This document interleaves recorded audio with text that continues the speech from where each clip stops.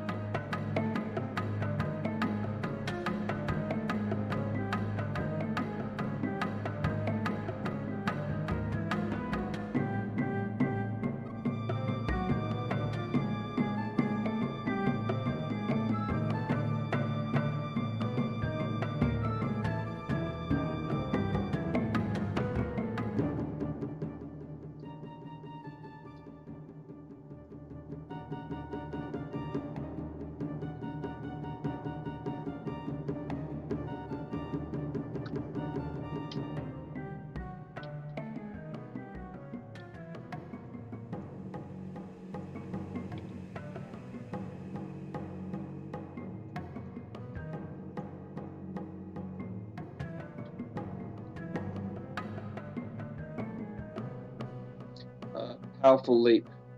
No, sorry, standing leap. That's right. Sorry, who took that?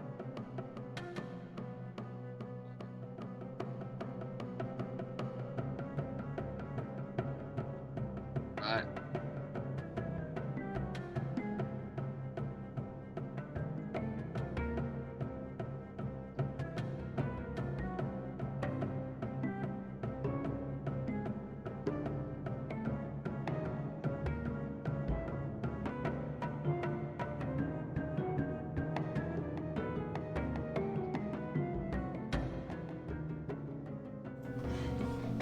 And that makes us live. With the music going down. There's the music going down. But spooky music. Well, there'll be music in the background. Did you want to repeat about that about your next backup character? Nope. Nope. Never happened. Just for anyone who may watch the video, No. we do have a game curse that when players in game decide to start talking about their next character, they wind up playing their next character because the current character gets killed off by the dice. And it can be quite brutal because it might be within minutes of them talking about the character, or mid-session, or even by the end of the session. I swear to God, if you just kill off my character now. It won't be me, it'll be your dice. Yeah, probably. You already know how your dice are rolling today. No. I only got 2 rerolls today too. So we are at session 24. We are level 2. And we are... should I wait for a mouthful just like I do with Josh? As soon as they introduce your character. And we'll start with M so she can then eat. I am playing Druza, the orc of the party. I think, token tall person, and puppy. Lots of puppy. Mm-hmm. Puppy will get featured today. Featuring puppy. Doing non-rangery stuff as a ranger. The ranger who doesn't know how to track. Yes. Okay, so moving around the table we have Kroll. Yep. The priest who's no longer a high priest. Exactly. I'm playing Kroll Samara. Who actually is more of a ranger than Boozer is. Yes. So I should introduce you as Stefan instead of Kroll. Probably. I'm playing Stefan. There's this reverse thing going on, which I haven't told you about. Is it opposite day or something? Yeah. And I'm a cleric who kind of acts like a ranger sometimes. But for the most part, I'm the party's healer. What do you mean sometimes? Every time you pulled out your bow and fired, you killed everything you've hit. I don't think there's been anything that has not gone down. No, not usually. So, I'd say you're far more effective a ranger than most rangers. True. Because you have this, range thing going. And, Hey, Duza has throwing axes now. Sort of. Haven't used them yet. yes. You get into the campaign, like, oh yeah, I have throwing axes. Ow. And online today we have Adam. Hello, I'm Adam. I'm playing Zed Sharp, the disciplined soldier / scout, hailing from Kermagar, who is wondering what the hell all these Cheliax people are doing invading her country. They're being Cheliax, obviously. That's okay, being Cheliax, they'll never tell you. Unless, of course, you sign a contract. No, I already have someone who's done that. Actually, 2 people, probably. Anyway. Okay, so last session we had you following some tracks along a ocean's edge. You had been trying to track down the people who had captured Amiko and walked off with her and her older brother. Mm-hmm. But we saw some sort of ghost of her older brother. Illusion, we think? Illusion. One of her older brothers, yes. Isn't it her like, older half-brother or something? Who is ordering goblins around. Yep. And is the tall end of the human because he's half elf. Yep. So, we're picking up this session of you guys wandering back into town, having no one who's especially good at tracking, and having lost the tracks in the rocks. So, Sounds like us. light failing, tracks lost, having to use magic to find out where things are, and just no idea what happened. They could have gone by our ocean, they could have gone by our, continued along the coast, they could have gone inland. It's hard to tell. Didn't we need to get Shillelagh to help us track them or something? That was the next option because Shillelagh actually likes Amiko. But Shillelagh's not going to come back to the town. Oh, she probably is for shits and giggles. Well, I thought we were on the outskirts, weren't we? Well, we were. So we don't have to bring her to the town, we can just bring her to where the You're trail... an hour north of town. Yeah, so we can just bring her there. We Where don't the know trail where she went lives, down. though. We know she's in a forest somewhere. No, she doesn't live anywhere. She has no home. No, I mean, because she went on the boar hunt with the dude, didn't she? But they're not back from that yet, are they? No, but the boar hunt was only in like a nearby forest. She's not days away. There's still probably hours, and are we coming back in the morning or at night? At night. At night.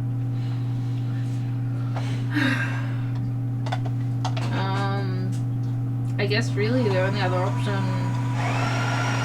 would maybe to board overnight at Amiko's place where the TM point is. Yep. He's more than happy to let you in.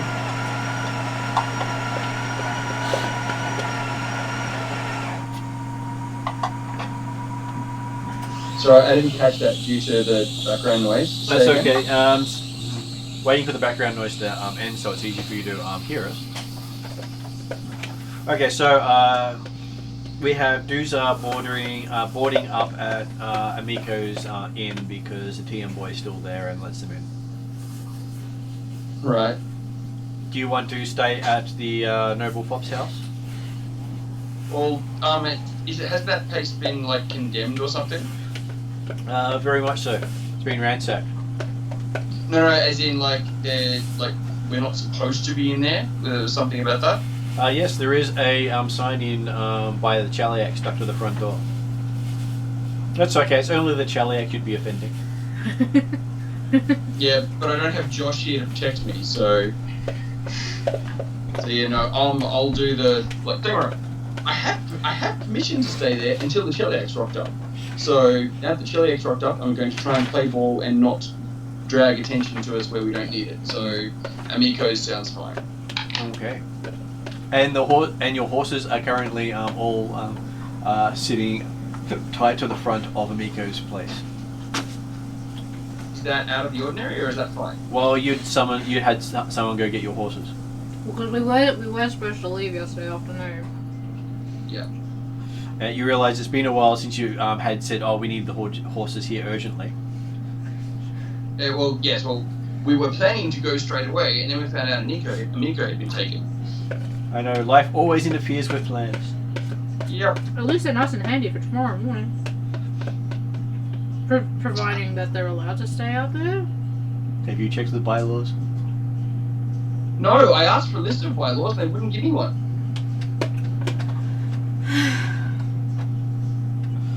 I specifically asked for one. He's like, nah.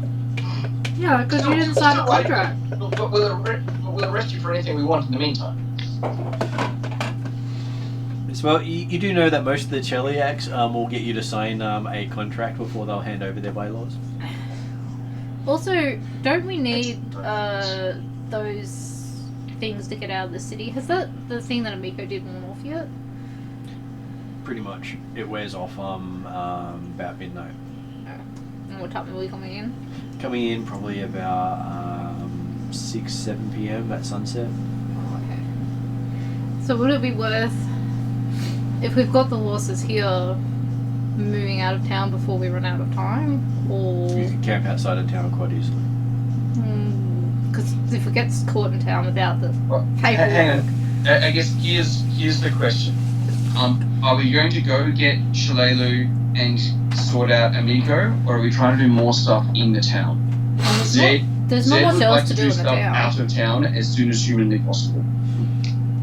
I think that's the statement, is they're probably safer out of town at the moment, considering Kroll will probably find himself illegal in the morning. Yep.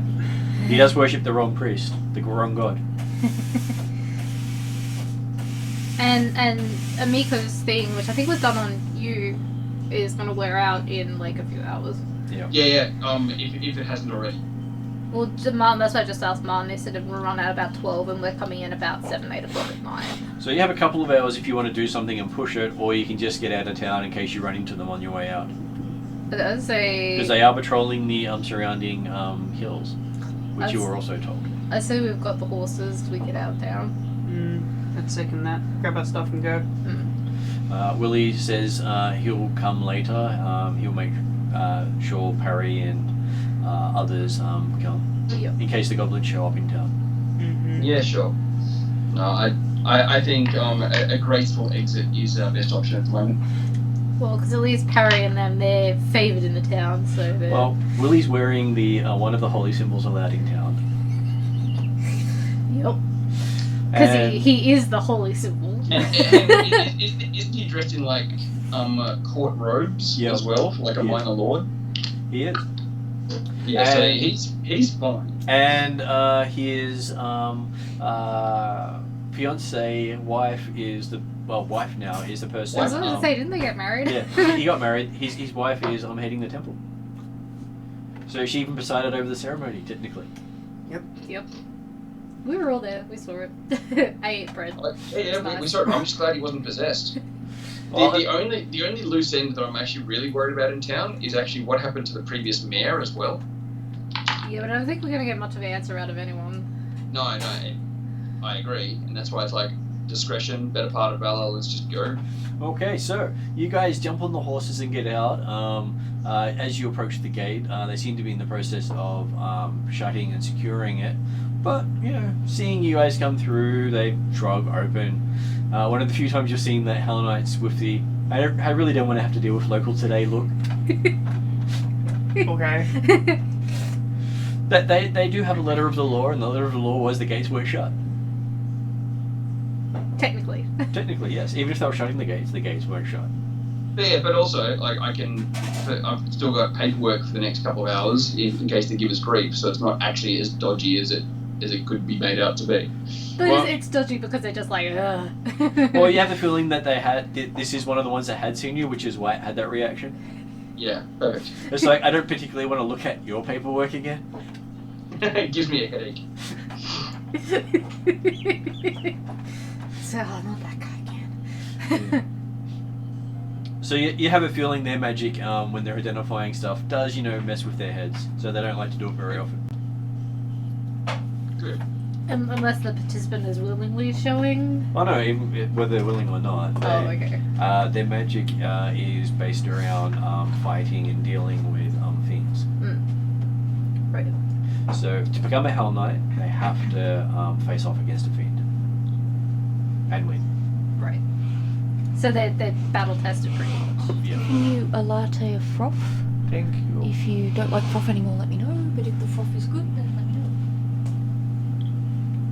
know. Oh, it's the problem I had was the fat was breaking down in the other almond milk, and it made it disgusting by the time you got to the end of the coffee. But that wasn't the froth; it was the Finished? Yeah. new layer of stuff on top. Thank you.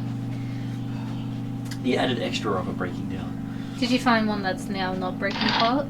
That's good. Yeah, we've gone for the So Good soy brand, almond brand, the one that normally does the soy milk. So this one, I believe, doesn't deal with being heated up. It disintegrates under heat.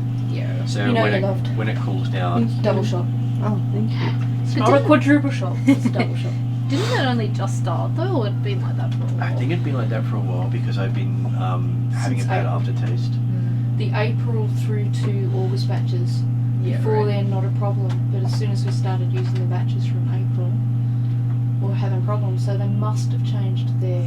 It might have been about a Something. month beforehand because I had been noticing issues, and that's why I decided, oh look, I'm just not enjoying the froth. We didn't start using the April batches until about June. So it took a little while to show up. All good. But anyway, we've got new milk. And it's working better. Okay, so you guys head off into the wilderness. Who's going to take first watch? Yeah, Susan and Papa will take first watch. Let's see if I actually have this creature in here. Oh, great. Wonderful. That's where Martin, gets up, pulls the giant yeah. miniature behind him. No. There you go. We're gonna get that pterodactyl from Fridays. I was thinking more Orcus, the Prince of Undeath. Like, here you go. Yeah, he'd deal with this. What? When I said please don't kill my character off, I genuinely meant that. Sure about that. Yes. And that's where he says he just wants to play cards. It's like, oh, okay. I guess we could do that.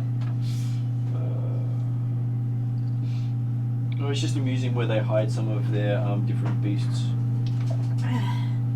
Is this a chillaxian thing to hide your beasts in random locations? In books, yes. In which case, I'm actually going to do a web search for it because I know it exists. Do you want me to get you a book from somewhere? Well, I don't know which book it's in. Oh, fair enough. Is this the correct book this time? Look, it says second edition. That is the correct. Yay! Wasn't Where'd you cheap. get that one from? LFG ordered them in because they thought they had ordered the second edition ones, which I had bought. And then Martin pointed out they didn't have the second edition there. Yep. And I was like, oh, bugger. So I took it back and they were like, oh, we're so sorry. We'll order it in. It might take a few weeks. And I was just thinking last week that I hadn't heard from them. And just as I turned up for board games last Saturday is when I got the message they were never in. So Adam, if you hadn't seen, that is the special edition version of it. Shiny. Yep. Nice. So M's now got the and normal one. Pretty normal. I don't know if you can see that. There you go. There's a dragon. Or sea creature, actually. Like the Leviathan. Oh, that's interesting. Whoa. I just had that page open. Oh! It looks kind of similar. Yeah, it does. Well, there are reasons for that. Mm-hmm. Okay. So currently they have. You should be happy that you're going against the second edition version instead of the first edition version of this creature, Oh, okay. because that they've actually downpowered it by about 12 levels. Oh, that's good. It's a big difference. Yeah. So I was actually quite amused when I looked at it, going, "Hey, wasn't that more powerful before?" And just because I'm curious, I'm going to see if that is actually right. Oh god, we're all gonna die. Or too soon. Or not soon enough. Well, apparently they did have it as a lesser thing. Yes, but unless you know what I was referencing there, the too soon joke might not make sense. Mm-hmm. Okay, so they basically dropped it from this book, but it's in the books that this was made from. Okay. So it was not actually a Pathfinder first edition monster. It was a Pathfinder 3.5 monster and a Pathfinder second edition monster. It completely skipped first edition. What? Don't you like little things like that? Well, I don't even know what it is yet, so I'm not sure if I should be excited about that or not. Oh, that's okay. So give me a perception roll. I'm asleep. Yes. Oh, look, that's alright.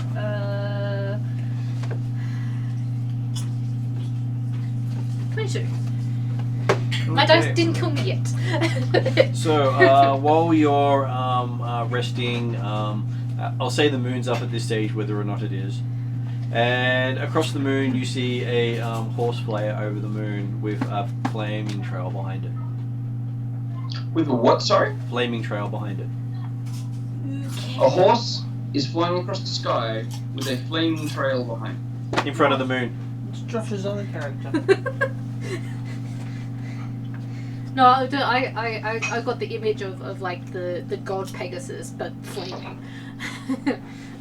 So kind of a mix between the two. Just some random Rapidash. Is there a lore skill or something to try and work out what truck that was? Well, there's no need. Doomsday knows exactly what this is. Oh, don't tell me it's a Sandpoint demo. Oh shit. Like I said, it was interesting to see that this is one of the few creatures that never made it into first edition Pathfinder, as far as I can tell. I can find no references of it there. That's amazing. Oh, this is Now you have some idea what you're in for. this is not Doomsday week. Isn't that the thing you need to take back to Erglin? Yes. Yeah, there's only one of them. Oh, good. So Doomsday kind of looks at it and goes, "Oh shit." Quick, throw your axe at it. It has bat-like wings, a flame trail, and normally doesn't appear on nights with the moon. So why is it out? There may be a special exception for you. Yeah. Yeah. It's a bad omen to see it on the night of a moon. It's an Oh, great. exceedingly bad omen. I'm not happy about this anymore. Let's just add it to the list of our other bad omens we've collected over the time. yeah. So it's the sort of thing that most of the native Shoanti would pretty much pack up and go home when they see that sort of thing. Yeah, as one of the native Shoanti, I'm going, that's probably not a good idea. But no, actually, I'm Eastern Shoanti, so I'm probably not so familiar with the Sandpoint Devil. Oh no, all the Shoanti know about it. Yeah? It's that much of a plague. You did give me that Sandpoint feat about Monster Hunter. Yeah. Well, I've also got Sandpoint lore. It's not the monster you hunt, it's the monster that hunts you. Okay. Yeah, no, Deuce is not happy about this at all. So you're hunting Van Helsing. Good luck. Yeah, I know, right? Well, it's no, she said she's supposed to be getting Van Helsing, but Van Helsing is probably hunting her. Ever since you announced that you're bringing it back, it always seems to know when someone's hunting it. Great. Great, just great. And it may not actually be there. There are rumors that it actually just plagues your nightmares. So does Give me a that... wisdom saving throw.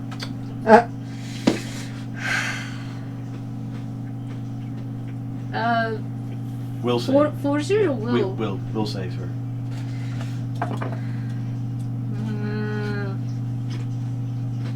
16. 16. Okay, so what is the passive perception of Zach and Kroll? Any penalties for being asleep? I'm just asking what your passive perception is. 16. 16? Is your passive perception your perception plus 10? Yeah. You're right.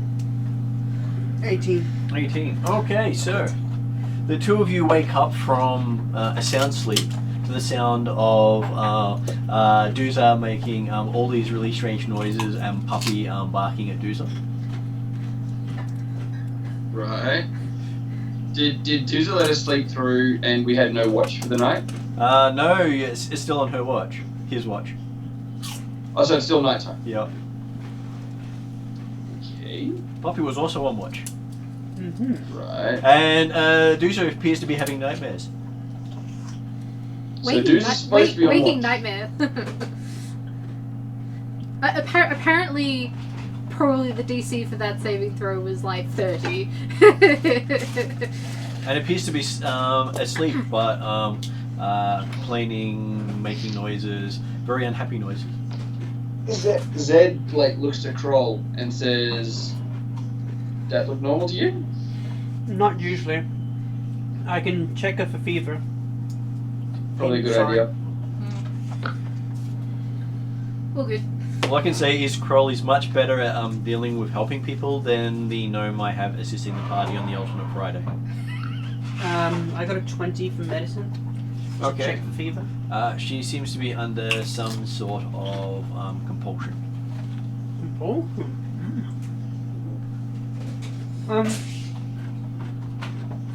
I will pass this on to Zed. And as you look into his eyes, you see what appears to be a flaming horse going across the front of the eyes. I feel kind of sorry for Dooza, knowing like sort of nightmares that I'm having to deal with at the moment as well. But it's like, so is there anything we can do about that, or is it just keep until she wakes up? There's something you can do for me. Just stare into Dooza's eyes for like a minute and tell me what you see. I look, and I'm assuming this is a quick sanity test for Kroll. Okay, you have a look, and Dooza seems to be not noticing you at all. I'm noticing, but I don't see the flaming horse in the eyes. Let's see, give me a will save and see how you go. Will save. All right. Do you want to roll it there, Martin? No, I'm happy for you to roll it. I trust you. You don't know if you want high or low, so it always helps. Sure. Well, given that I rolled was 16, so the DC is higher than 15 at least.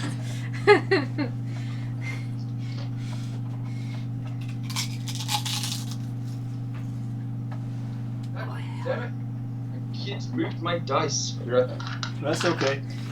Do I call that a critical failure?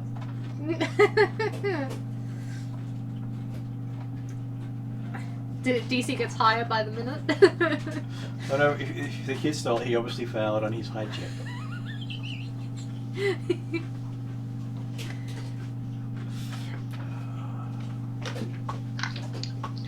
Okay, the disembodied voice is back.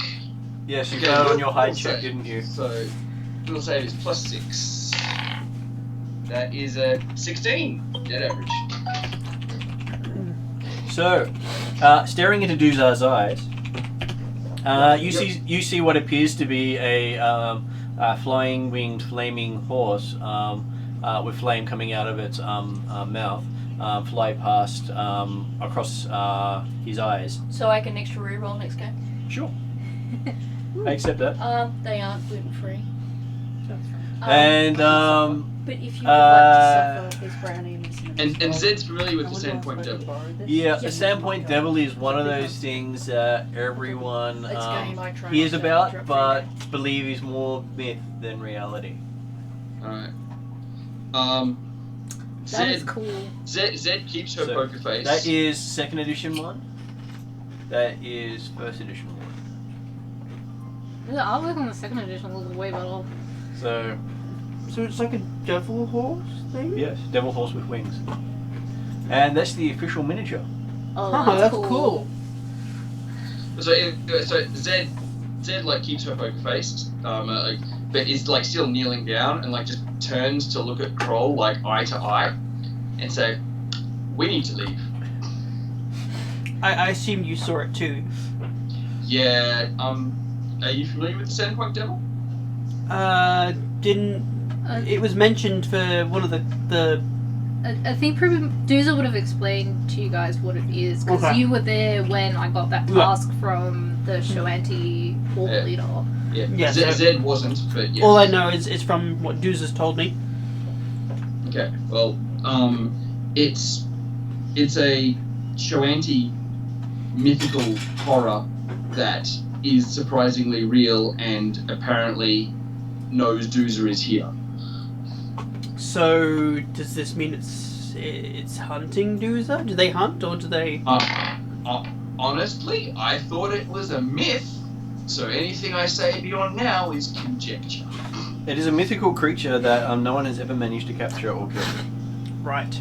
And Doozle was tasked. And you know Doozle was tasked of bringing it back. I don't even know anyone who's seen it, let alone anyone who has possibly survived it. Seriously, it's like I live in Eastern Varisia. We've heard of it, but it's a myth.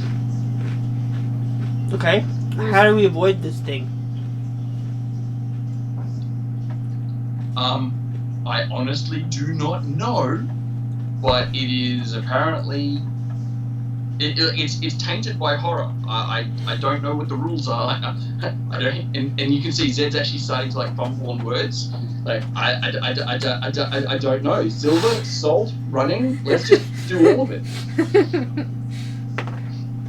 We do not want to meet this. I got a 16 check for fever on Zed. Yeah, there's a fever there now. There is a fever. Okay, you're possibly developing a fever from the fear of this thing. But it sounds like we should... Unlikely, but the thought of it is certainly making me break out into a cold sweat. That's pretty much what I was referring to. We should probably think about moving then.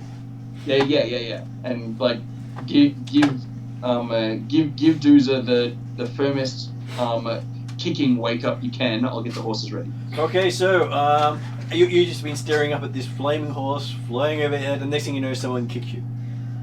Well, I didn't. You sure about that? Yeah, let's call it a medical slap. Yeah, right. If he's gonna do it, he's gonna use poison. We already know that. That's his preferred method of making sure someone doesn't suffer. So pretty much, Puppy heard Zed say kick him, and the puppy's just going like push. Pretty much. Yep. Puppy knows the right spots. Yeah, I'm sure he does. You're awake. It's dark. There's no moon. Dooz is a little confused. So where's the moon? And the fire's pretty much almost out that you're keeping watch with. So, where's the moon? Where's the thing? What happened? well, both of you have, and also myself, have possibly seen the remnants or possible sighting of a Sandpoint devil, I believe, and it may be attracted to you, so we kind of need to run. Do I do You doing a composure check? a little bit? I was thinking it was like I know what I've seen, but do I know what I've seen? You know exactly what you've seen. Okay. Oh shit, let's run. Where to? Like, okay, so the moon's gone now. You realise the moon was never up? The Wayfinder's a compass, isn't it? It is, yes. Okay, so we were heading which direction? You were heading south. Or south. Okay, so what direction? Past the swamps where you didn't find the goblins. Okay, so we don't want to head north because that goes back to town. So, and the forest was past the swamps or Southeast. southeast. Let's see. I can even bring up a map of the region. Okay. Because if we're going to run, if we could run towards Okay, so here's where you started, Sandpoint. Yep. And you are heading along the Lost Coast to Magnamar, so you'd probably be somewhere around this area here right now. Alright, and where do we suspect Shillelagh is?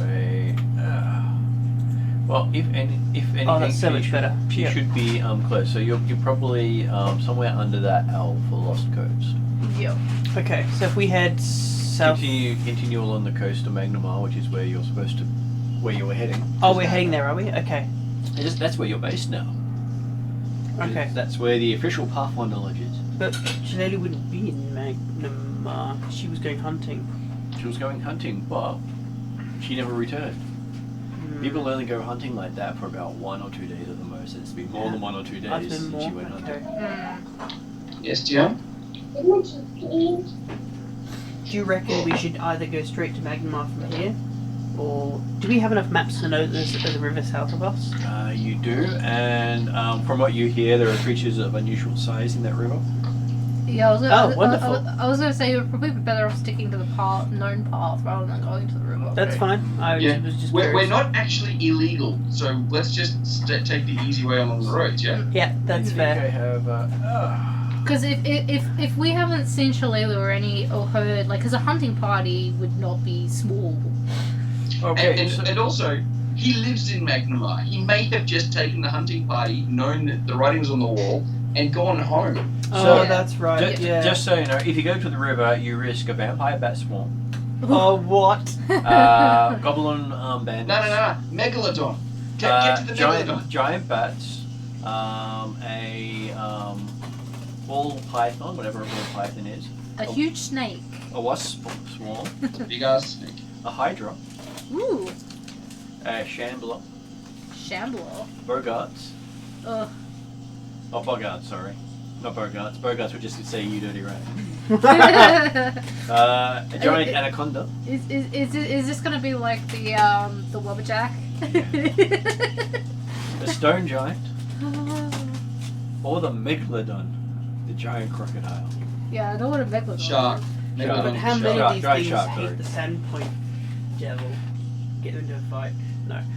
Well, Okay. in this way, you'd probably think the Sandpoint Devil would probably win. Yeah, they'd be the distraction. Yeah, no. Dudes is like quickest path through where we're headed, Yep. and now. Yep, that's Which is fair. along the route. Yes. Okay, so as you're going along, you do notice that, unusual for this time of year, but there's a fog starting to come from the coast. Okay. Fog from the coast, did you say? Yeah. How long should it be expected? Not Like at this months time of from year. now? Well, it's not a common thing to always be happening. And from all understanding, it was a clear night. It was a clear night. Which usually fog doesn't, and it doesn't come at night. It comes at like morning, or if there's weather like storms. And there's no storms that we were aware of before. No, another bit of trivia for you. What? Just before the Sandpoint Devil normally attacks its victims, a fog rolls in from the coast. Oh, wonderful. Yeah, Dude's is freaking out like even more. Okay, are we aware of that more? What's the role for Well, downtime? the person you've got has had some time to ask about the Sandpoint Devil and follow up to that. Dudes probably starts explaining while we're on horseback, presumably going fast. So, the legendary Sandpoint Devil appears only on moonless nights when mists gather around the coast. Okay, so Oh, let's get good. out of here. And they usually leave behind burning hoofprints that reek of brimstone. It's all getting awfully specific, isn't it? Well, Dudes has spent what 2 months of downtime researching the Sandpoint Devil, because that was his goal Thing. from his chieftain, essentially, Yep. Yeah. was to eventually hunt this thing down and prove its worth. And he wasn't supposed to come back until he had done so. Yeah. So, We Dudes is like relaying this story, catching you up a little bit. We'll chase it down later. Yeah. exactly. We'll chase it down later, but in the meantime, this is what you need to look out for. This is what's happening currently, and Magnamar's that way. Yep. Yeah, I I second that think motion. we ain't chasing down shit. Let's just Yep. keep going. Yeah, but like you've never seen Zaguza, you've never seen so rattled, like Alright. just Okay, so while you're riding along, give me a perception roll. great. Everyone? Everyone can, yes. Oh, that's a good roll. That's a 25. Sheesh. How many rerolls do we have? 2. 2. No, I'm not gonna use it then. What did you get? 10. You are blissfully ignorant. 24. That's fine, I'm too busy focusing on Okay, so Kroll is going along going, Yeah, Dude's just like explaining this in really frantic manner and like looking around, making sure we're and not. you've got 2 really frantic people riding their horses going, Yeah, and Kroll's like, must focus, must focus, must focus. and they start commenting on the flaming hoofprints they keep crossing over. Keep going. Ah! And it seems to be going across their path about every 100 feet. Jules is almost tempted to slow down, but at the I feel like we same need coconuts. Because one of those other things you have heard is they do like to torment their prey. yeah, I know. And they've been known to torment their prey over many, many years. Oh yeah, nice. Great. Those are fantastic. They're not the sort that like to make things, quick and easy. So normally, if you actually see them in person, that's the last time you ever see them. Is how the legend goes. But I did just see it, didn't I? No, you just see it as hoofprints, and you saw it across the moon there on a moonless night. Oh right. Yeah. Okay. Someone gave you a vision to help you. Great. You mean the thing that's leaving flaming hoofprints in front of me? May not be it that gave you the vision. Okay. We'll worry about that later. That's tomorrow's problem. That's tomorrow's problem. Today's problem is getting to Magma in one piece. Okay, Hopefully. so you spend the next 6 hours forcing yourself through to Magnemar and feeling absolutely wrecked when you see the front gate as sun rises. That's fine. I don't Cool. mind. I don't Hey. mind having exhaustion. Yeah, coming into Magnemar fatigued because we're trying to outrun the Sandpoint Devil. Yeah. Yep, that's fine. Yeah. I don't think we have any qualms about that. Nope. And this is the first time you get a good look at Puppy. He's first sticking up as if he's being shocked by something. Great. He has that sort of staggering look as he's running along.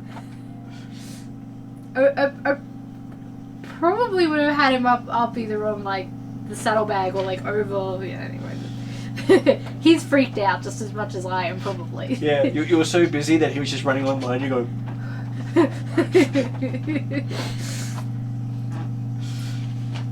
And that's when you first finally break free of the fog. Awesome. And then for the first time in many, many hours, you see no hoofprints that are flaming and smell like brimstone. That's good. That puts me at a little bit more ease. You said it's daybreak. Yes. Cool. So you managed to make the trip in basically one day. Yeah. Not concerned about that at all. So we get to the Pathfinder Lodge, stable the horses, and sleep. As you get to the Pathfinder Lodge, you have the groomsmen telling you off for abusing your animals. While you're going, yeah, and then you go and collapse for the rest of the day.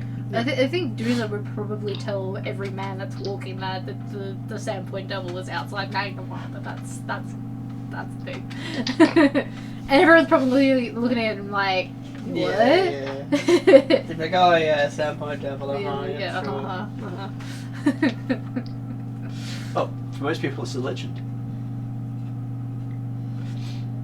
And they do say that great things will happen to those who see it and live. Yeah, I was about to say, where's the button, Matt?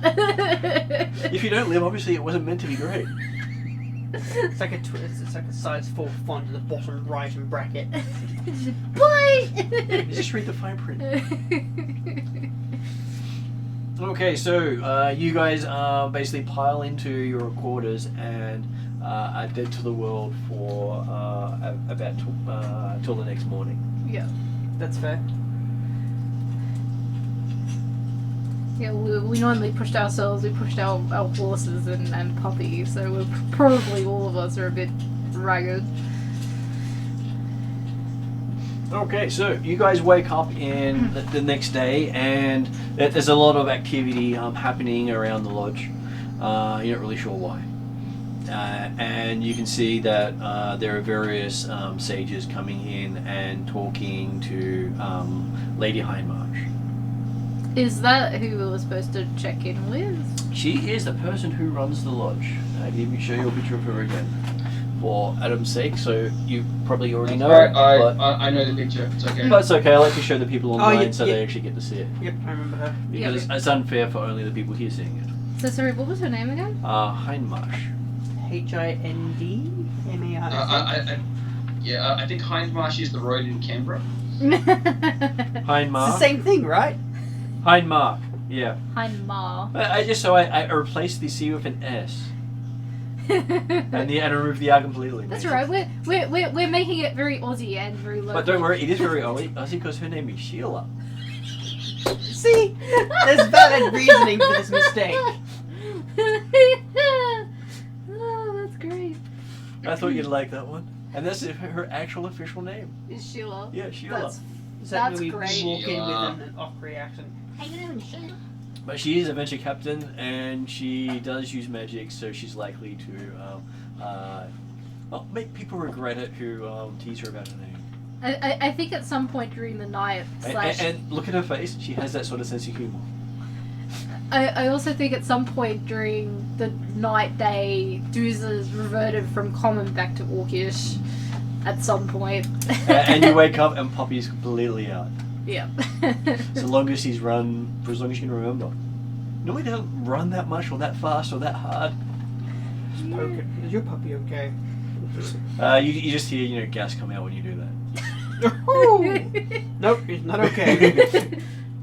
It will be fine. Well, I'll leave Poppy to sleep in the nest him up a bit more and leave him in the room.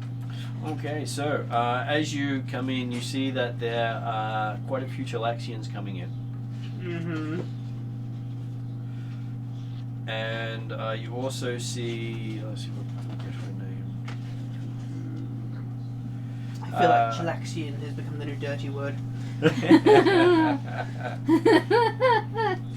Those Chilaxians. Don't you know it? And you see a red-headed, I think half elf or elf, hard to tell. That look half elfish to you. Is she Chilaxian? No. Excellent. Yeah, I'd say that's elf half elf. Yeah, elf, half elf, hard to tell. And she seems to be talking a lot to Sheila. What language?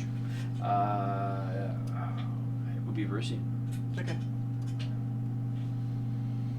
Is she? Do we And know? her? okay, so give me a society roll. Society. All of us, Yep. or This is something I'm not very good at. no, no, Doozer doesn't care. What'd you get? 17. 8. 8. Doozer doesn't care. I'm having some good rolls tonight. That's a natural 20, so it's a 25. So 25 upgraded. 25, then upgraded. Yes. Because that's how we're supposed to. That's how the official rules describe the natural 20. Natural 20. Cool. That is for Pathfinder 2. It's upgraded and Yep. downgraded. Okay. So there's no actual natural 20. I'm actually using a D20 that I borrowed, that I stole from my kids because they've stolen my whole dice box. I may keep this one. Well, look at it this way. Your kids have gotten rid of all your bad luck for the moment. They have seriously. I've rolled 3 times. I've got a 10, a 19, and a 20. And when this one runs out, so you get back the other dice they've stolen, and then that That's one rolls. right. That's when you walk in on your kids and they're all waiting your dice. Sorry, But let me I'm gonna rephrase float that. this It's one not in so the much that glass, Doozer sure. doesn't care who they are. It's that he's still thinking about what happened the night before.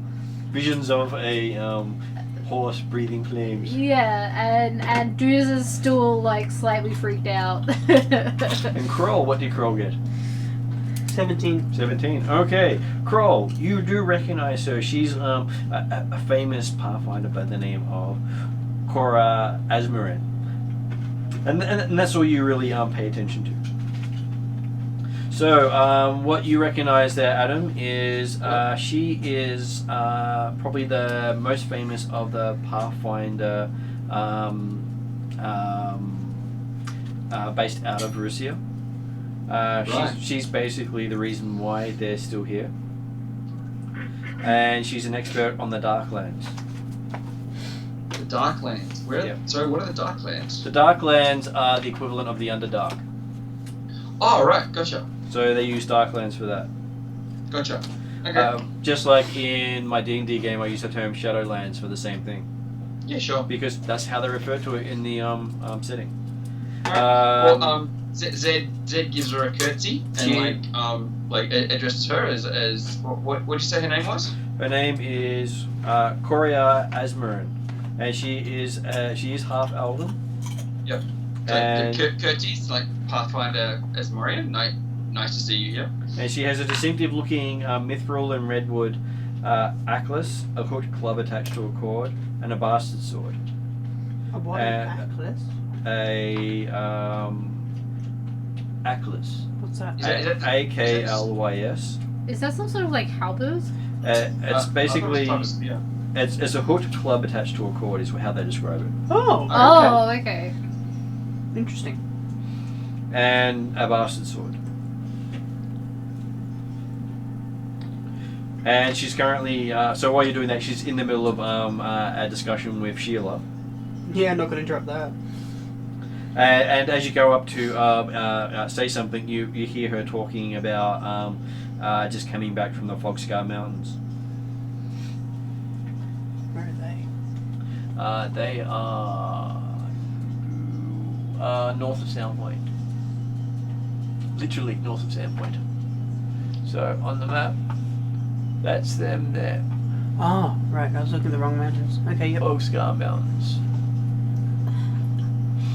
Okay. How's that spelled? Fogscar. Oh, so Fogscar. Mountains, I think. Yep. Mountains, yes. Interesting. So Hey. Doozer probably hears fog and then starts freaking out again. I thought you Lego reference. Dropped in perfectly there. Perfectly. And talking about how she had recovered some artifacts from those mountains that were Thassilonian in origin. And she says, she absolutely has my attention. and then she says she'll catch up with Sheila later when she finishes dealing with. She looks over and goes, "Oh, you," looking at Zed, and then just walks off in a huff. Of course.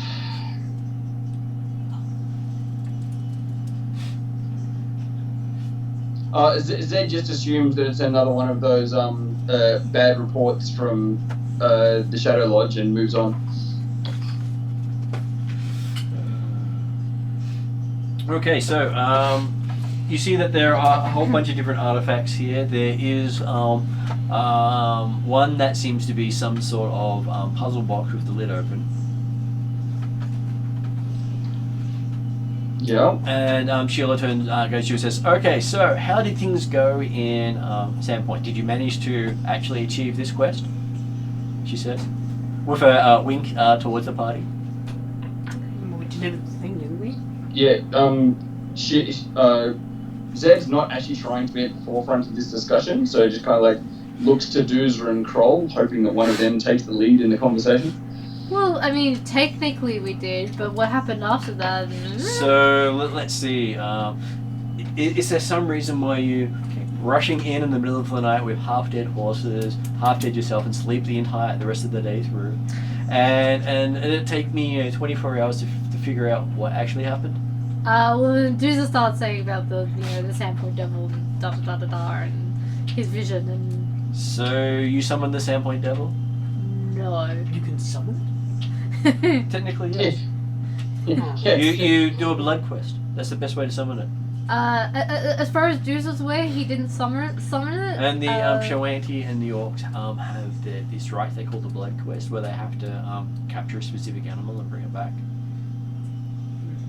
Oh, okay. So technically, yes. So technically, either you kill it or it kills you is how that thing goes. Right. Sorry, I didn't get the reference. That's okay. I know you're new to this, questing business. Normally, people only get one blood quest in their life, and it normally consumes their entire life. Yeah. The term being consume. Yeah. I'm so glad you picked such a hard to find and deal with creature. It will definitely show how good a Pathfinder you are if you actually manage to survive. Wasn't exactly my first or only choice, but yeah, okay. But it's apparently the one you chose. Choose it. My Don't worry, chieftain did. whenever you're close to it, you'll get visions of it. Great. So it was actually nearby. Yeah, it left hoof prints. It was nearby. And apparently you are now its new plaything. Yeah, I look forward to that.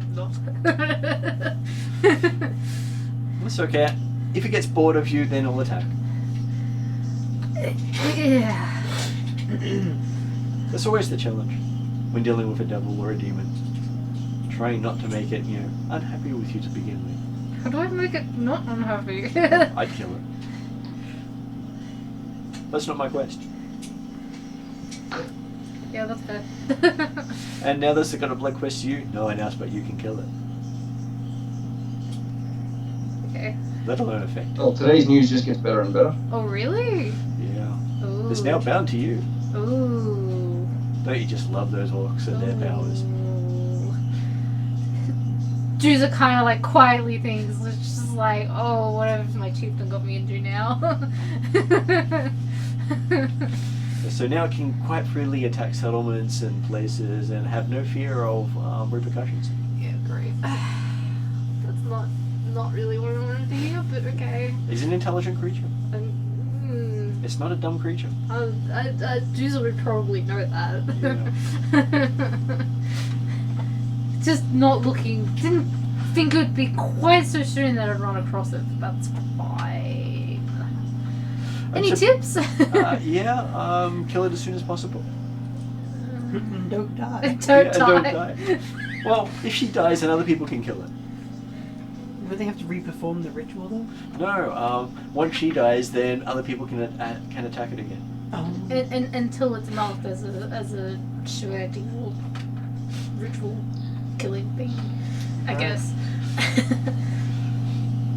It's just the nature of devils and demons. When you bind them to people, it's very hard for other people to affect them. Great. Though, it may be one of those things that if anyone else strikes it, it affects both. You still don't know yet. It's hard to tell sometimes. Does that mean if I healed Druza during a battle with the Sandpoint demon, technically would heal both of them? It depends on which ritual they performed. Oh dear. And that way, if you enhance her, you enhance him, you enhance it. If they perform that sort of ritual. Do you know exactly which ritual they performed?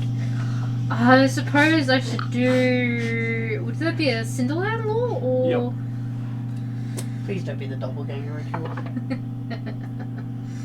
I might actually want to reroll that one. You can if you want. You've got 2. Yeah, that's bad. That's better.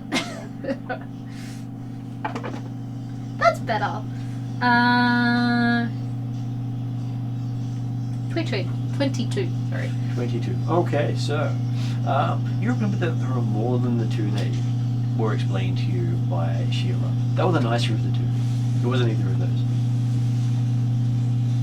Great. Do I know which one was performed? From what you can recollect in the ceremony that the other people weren't allowed to fully witness, Yeah. is that the target of your thing, well, basically the reason you're having visions and it's having knowing where you are is because you're linked in a way that you will have more visions over time, and the closer you get to each other, the more you'll know where each other is. Great. So Druza realizes that it's hanging around Magnemar. It will constantly follow you or go to places you'll be. It doesn't have to follow you. Does the ceremony have a name? Or just Not that you can really translate into human speech. yeah, fair enough. The ritual of Druza. It's one of those more orcish than human rituals, as it is basically the equivalent of blood for the blood god, sort of. You're in it to show how great a warrior you are, that you can do it without any assistance. That's great.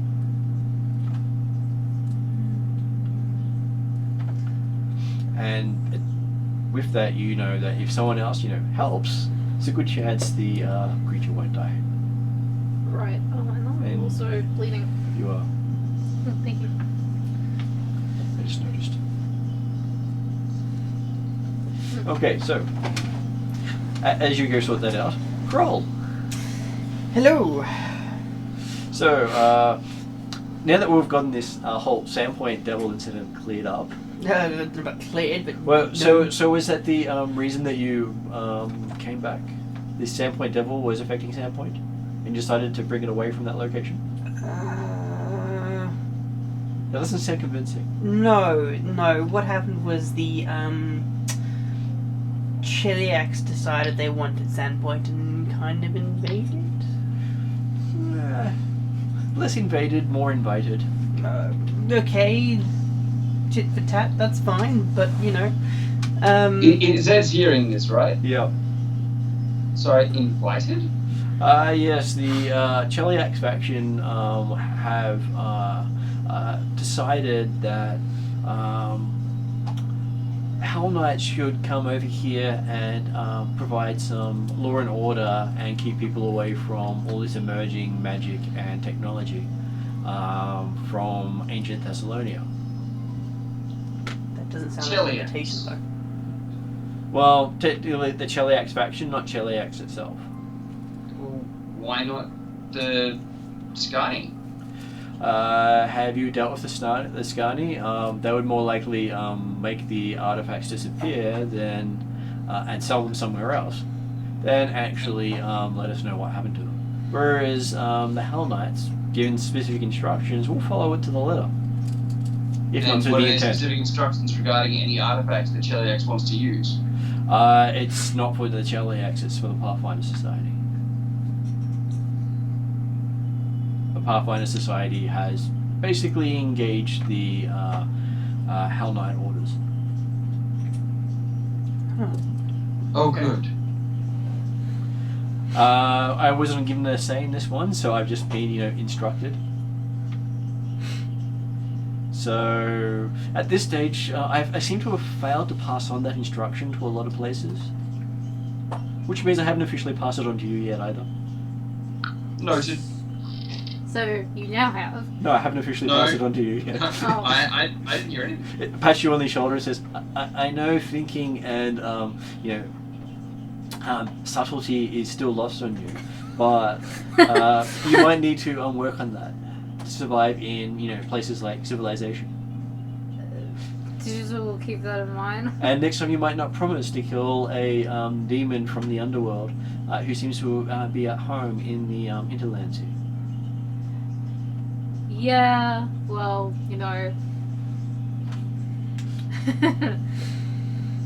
maybe in the next life. You want to be reincarnated or resurrected?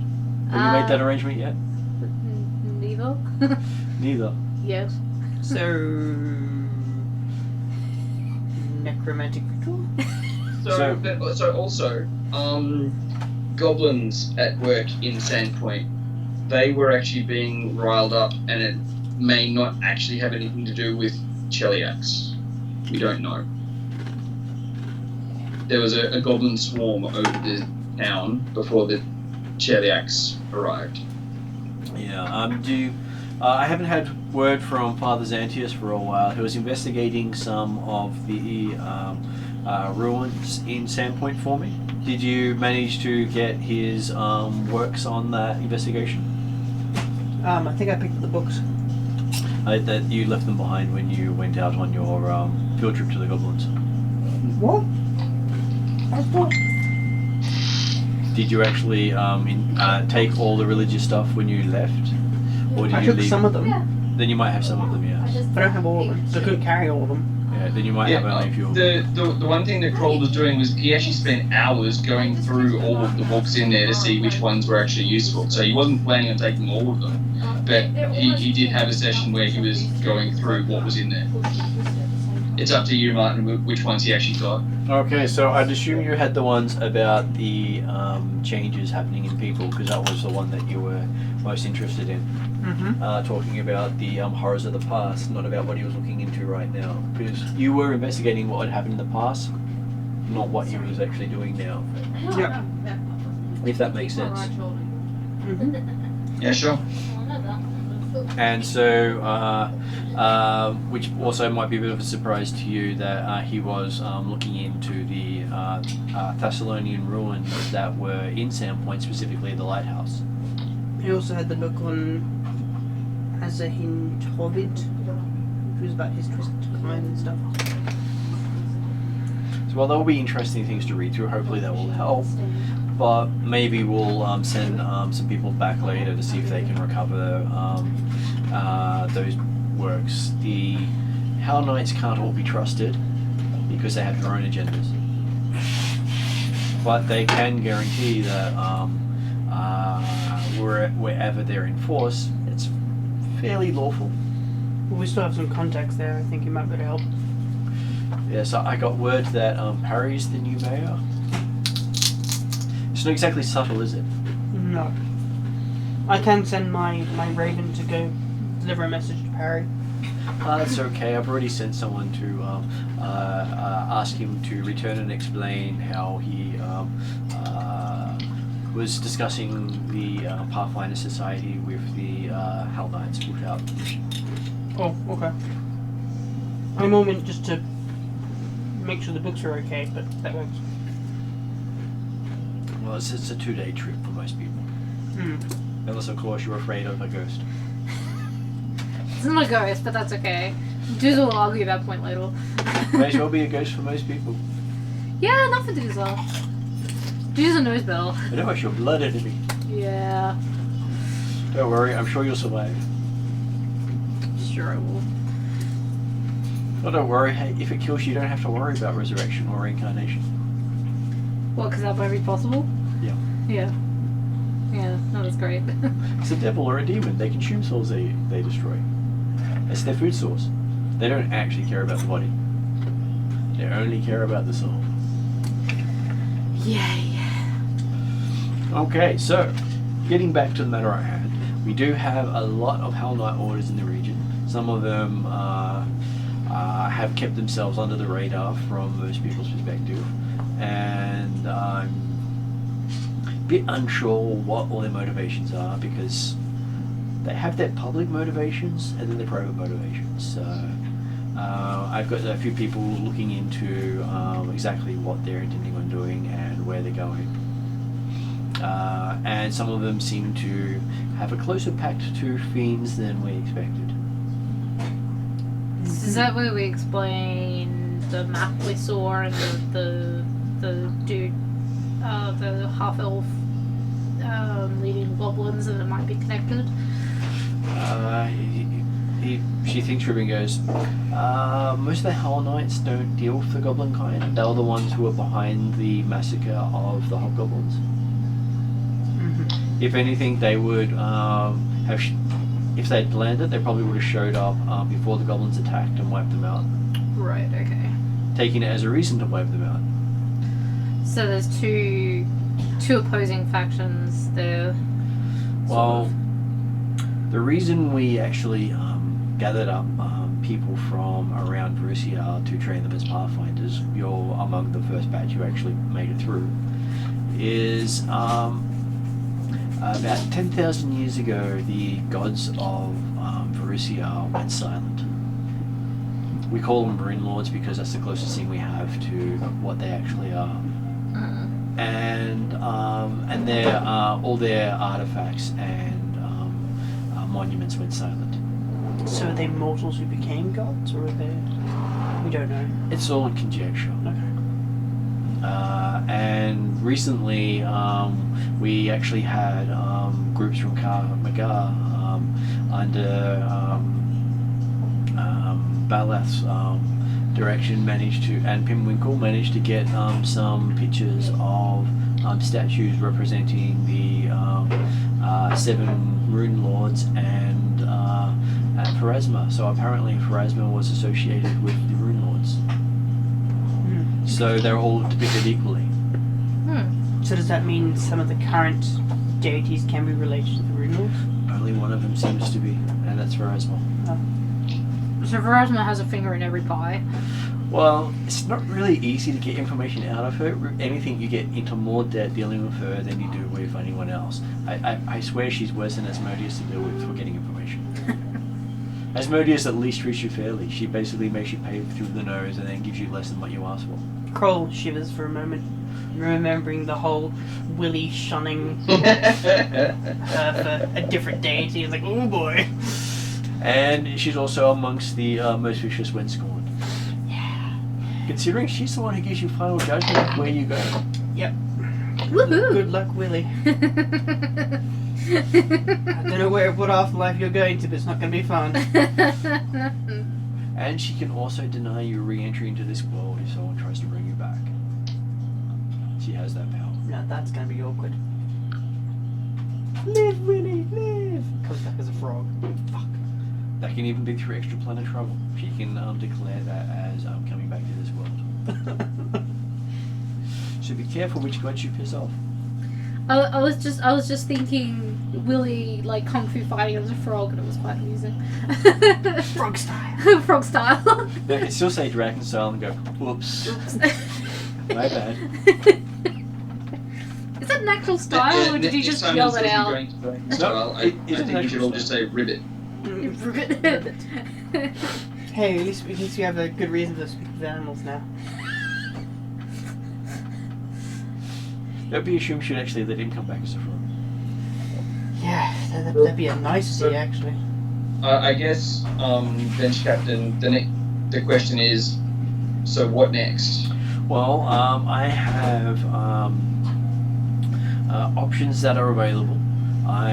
Depends on how good you are at diplomacy, or how unsubtle you want to be.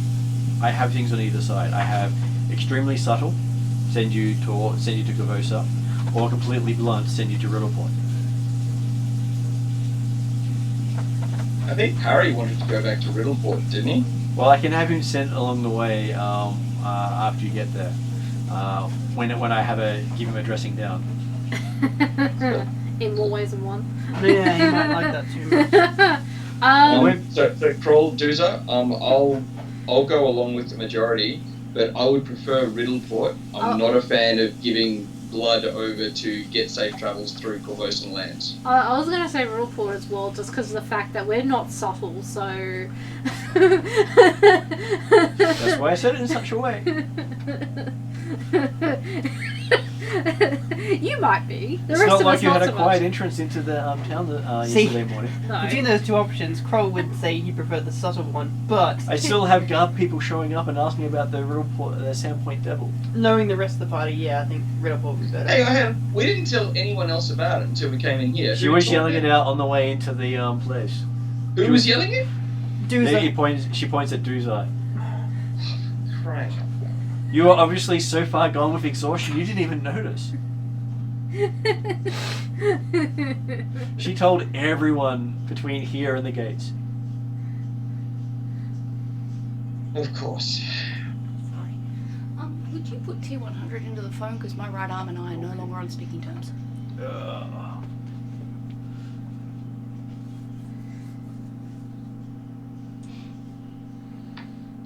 Yes, the fun things that happen when you announce to the world you've seen a mythical beast. Gee. Thank you. And now there's a bunch of people heading off into the surrounding area looking for some mysterious legendary creature. Sounds like Riddleport. Sounds like the better option. Well, I do have a ship full of Hell Knights heading that way soon. Let's go to the other place. You can guarantee safe travel. Yeah, overboard. Only an idiot would attack you. I mean, that's kind of good. Dooza doesn't quite understand. Of course, at that point, you'll have officially been told that they're working with the Pathfinders. At which point, they can't officially throw you overboard. A lot of things happen unofficially, of course. But Yeah, exactly. Dooza doesn't quite understand the whole aversion that everyone has to Hell Knights. Apart from Lily's overexcitement for them, everyone else seems like pretty like, ugh, Hell Knights. They have a reputation for evil. A lot of people see them as... Just to clarify, it's not the reputation for evil. Like, I grew up with evil. It's fine. It's not even the problem with rules. I grew up with rules. It's the fact that they can have an arbitrary rule that lets you get executed in the street for carrying a weapon. Think of them as Judge Dredd. Right. So, and their favourite form of punishment is execution. Awesome. When does this... Because no paperwork. And their rules for doing so can be casual infringements in any other society. When does this vessel leave for Riddleport? Riddleport, yes. Currently it's waiting on my word, so you can take as long as you like, but probably sooner than better, so we got less Hell Knights in the city. I guess if we have like maybe half a day to get some supplies. You can have half a day. You can even have a whole week if you really want a whole week. But I'd really like them to leave the city soon. And I've had no excuse to send them on their way yet because I've got no reason to contact Riddleport now. But now you're here, I've got a reason to shuffle you guys off and get rid of these Hell Knights.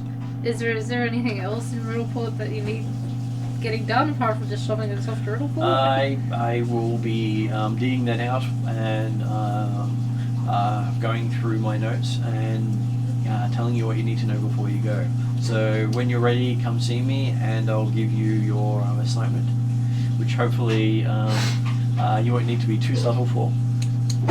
Is there anything that you need doing in Magma before we head off? At this stage, I've got other people chasing down leads.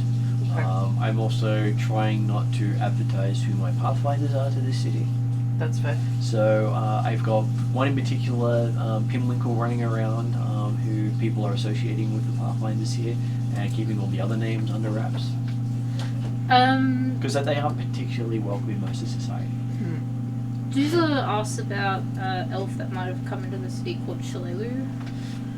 Yes, I've heard of Shilelu. She came in a couple of days ago and is currently tending to some noble who got himself shot in the foot with his own crossbow.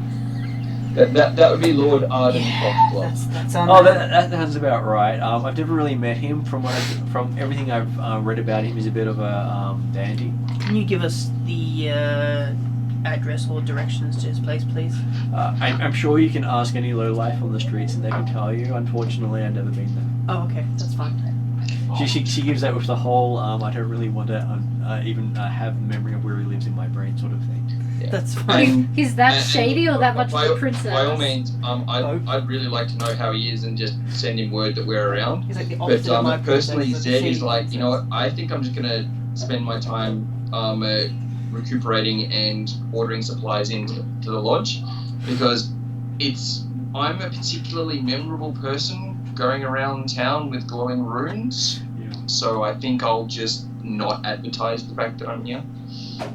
Okay. Well, if Lord Farquaad is injured, I would like to have a look at his wounds and see how Shalelu's doing.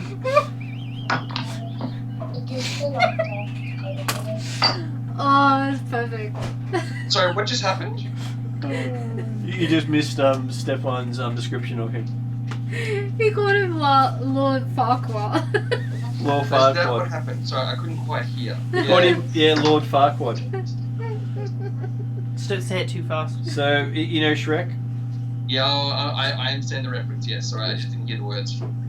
So that is what he looks like normally. Yeah, exactly. See? Just cut off like half his height. I'm sure he's a halfling in a coat Yeah, with stilts. all three. Okay, so Deuce is more worried about, not so much worried about Shalelu, but he also wants to tell her about Amiko. Well, we can do the same thing when we go check on them. Yeah. Shalelu might have some good calming remedies for your So yeah, puppy. basically, Zed's going to avail herself of the library and try and work out what the rumours have actually come to Magnamar about what happened in Kemagar, and try and start just addressing what's true and what's exaggerated. well at this Otherwise, not planning to leave the lodge. at this stage, most of the rumors say that Pathfinders have basically won out their welcome, and that not many people actually go anywhere near all the Dust Wardens have been expelled or killed. The Half-Light Path is closed more days than it's open. The Church of Callistia has closed its doors.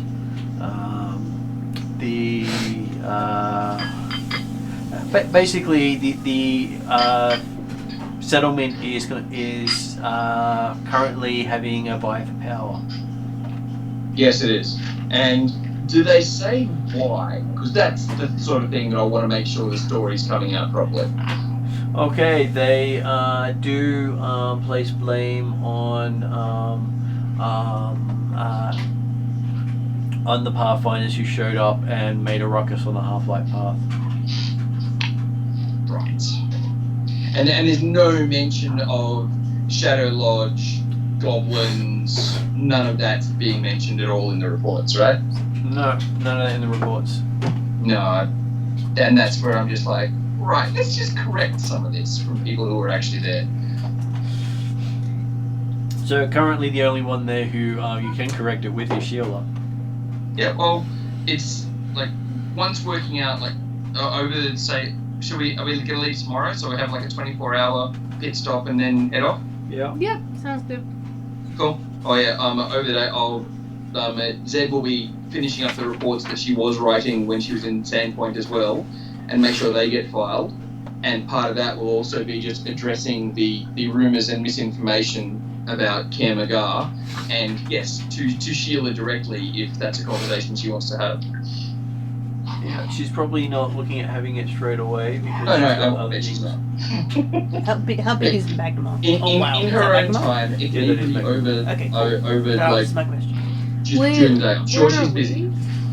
You are where that dot is there. Okay, so that's the... That's the manor. So you came in here and went in there, and Okay. you caused enough of a ruckus just doing that that people are now heading out into the forest out there looking for this Sandpoint devil.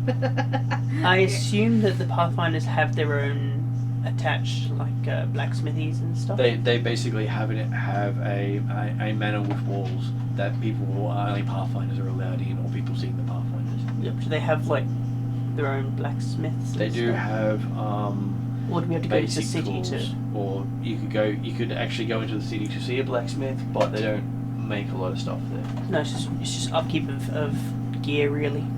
You can do basic maintenance here. You Oh, wouldn't okay. be able to build new things easily. No, it's just maintenance. Okay, that works. Okay.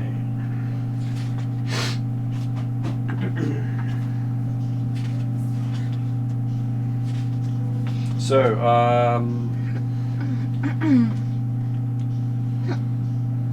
am I here? You're right there. we're just looking at the different details they give me for where to find Foxglove's townhouse. And so far, all the things that they've given me as reference points, I cannot find. Awesome. That's useful. Yeah, that makes things so much easier when I go, where is this? How is it located? Just gonna see if I can see it on the actual map of the city.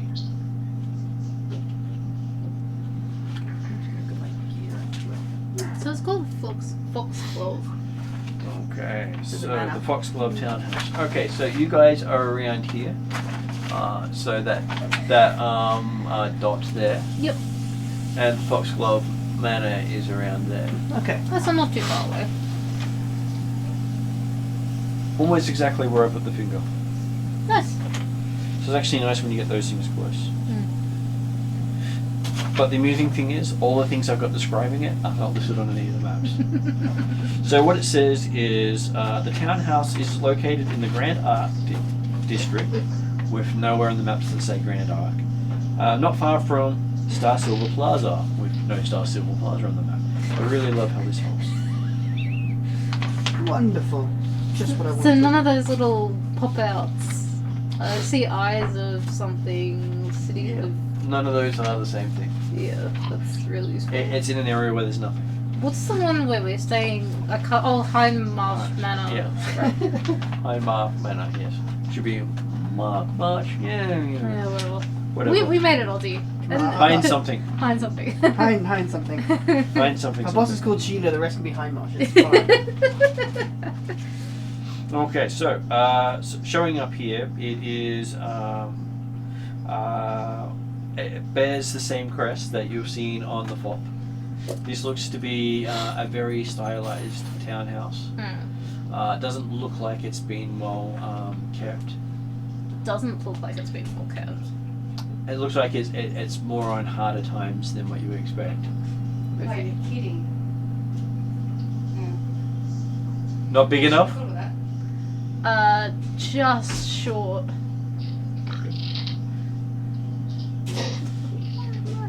I'm not surprised. And it is. Okay, so, and you were greeted at the door by a brunette woman, quite attractive, in flowing robes that look far more elegant than the outside of the building looks. The equivalent of they're spending money on themselves, not on their building. Right. Which. Yeah, okay. She says, "My name is Aisha. How may I help you?" Aisha. I've got a picture of her there. Oh, pretty. So, just so you can see. Can you see that well? Oh, well, you get a chance. Might be muted. Yeah, I can see it. All good. Okay. So, how may I help you? We are here to ask after Mr. Foxglove and an elf called Shalelu. Shouldn't that be Lord Foxglove? She says you. Yes. Doozer apologizes for his lack of etiquette. So she says, "So I'll talk to the small one when he gets back." So it's okay. You can wait by the door. Doozer's kind of like, English common. Sorry. So apparently you just watched Doozer put his own foot in his mouth at the front door. Okay, why? So he was talking to Aisha and asked to see Mr. Foxglove. Oh, okay. And she said, "Shouldn't that be Lord Foxglove?" At which point Doozer managed to cram more of his foot in his mouth. Right. She said, "Looks like I'll be talking to the little guy then." So, little guy. My apologies. We are looking for Lord Foxglove. It's okay, your servant can remain outside.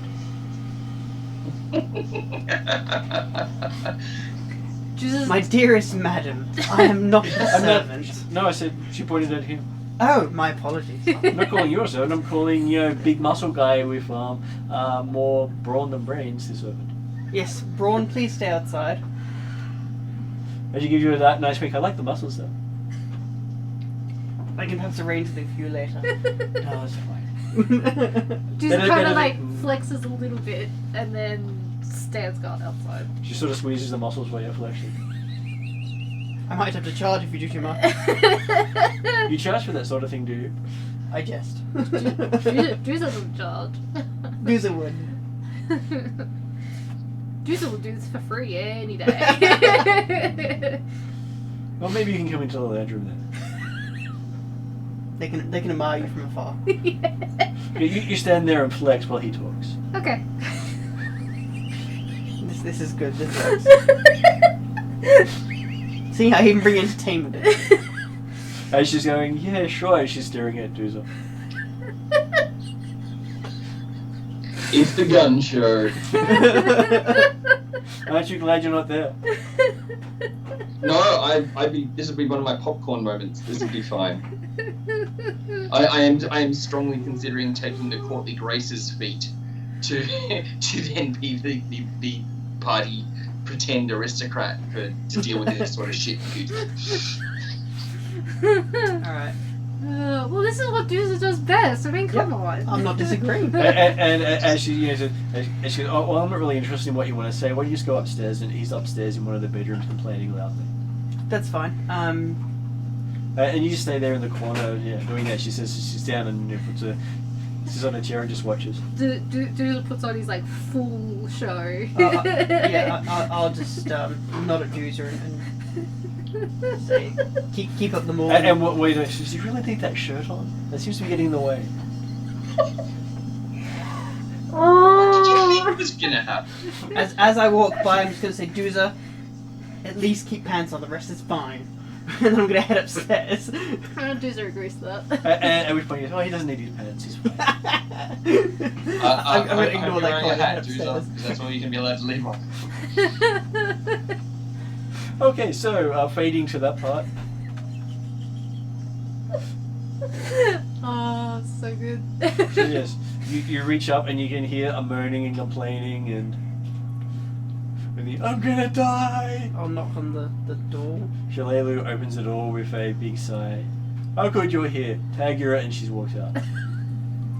Wait, what? No, Tag, you're it. Yeah. Is that what she said? Yep. I'll just ask her in Elven, hang on, where are you going? Away from here as far as possible.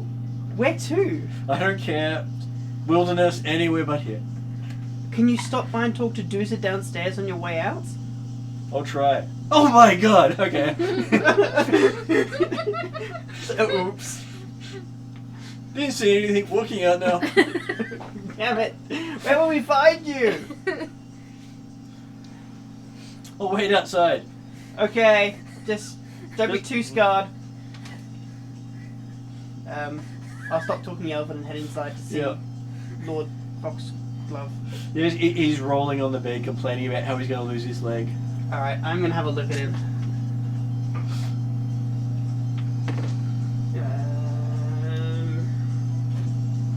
That's a 14. You notice he's got a slight cut on his foot. A slight cut on his foot. So is it... Are we talking slight as in it's not much? Just the equivalent of a paper cut. Oh my goodness. Okay. And he's saying, look, my leg, it's useless, it's ruined, I can't walk on it. I'm gonna smile and raise an eyebrow. Then I'm gonna kind of ask him to hold his leg in place Yep. and crack my knuckles. Get out my medical kit, open my medical kit, Pull out the scalpel. pull out the scalpel, put it down, pull out this thing, put it down. Tweezers, forceps. Okay, he passes out. Excellent! I am now going to get some antiseptic, put it on the Pull wound, out the saw, cut the foot off. and now I'm just gonna slightly bandage it up so it looks... It doesn't need much bandaging, but I'm gonna make it look a bit worse than it is just for his sake. Why don't you just give him a magic? What, stab him? No, magic. I don't do magic. You don't do magic. I'm a healing. cleric. I heal. That is his magic. He uses science. Yeah. Uh, I don't use. uh, I use magic as a last resort. If we really Yeah. need magical healing, I'm not going to waste magical healing on this twat waffle. It may He's be passed shorter out, so way you can't out hear there. that, so it's It may be the quickest way out of there. That's all I'm saying.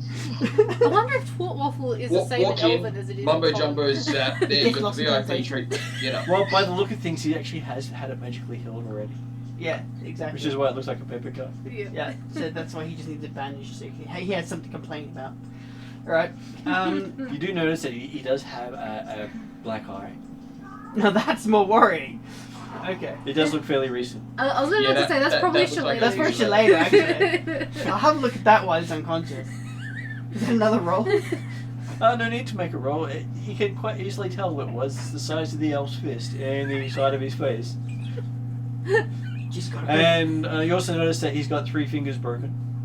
Ooh.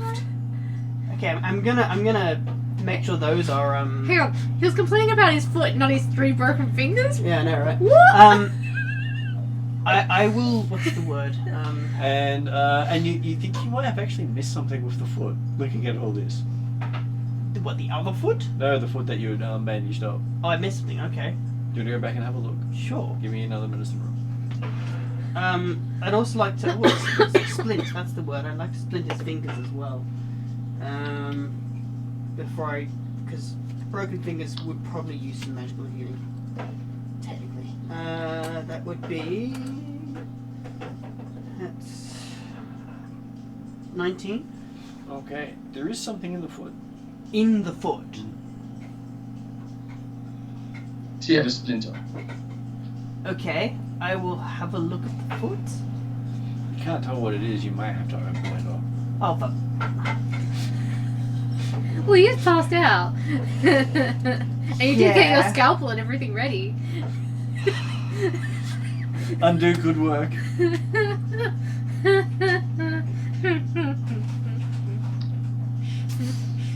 Is this foreign object risking infection? Probably not. Probably why it's still. Give me a there. perception roll. That's a 20. You feel the foreign object move. What the mother of... Okay. That's not good. Yeah, And no. he screams. He screams.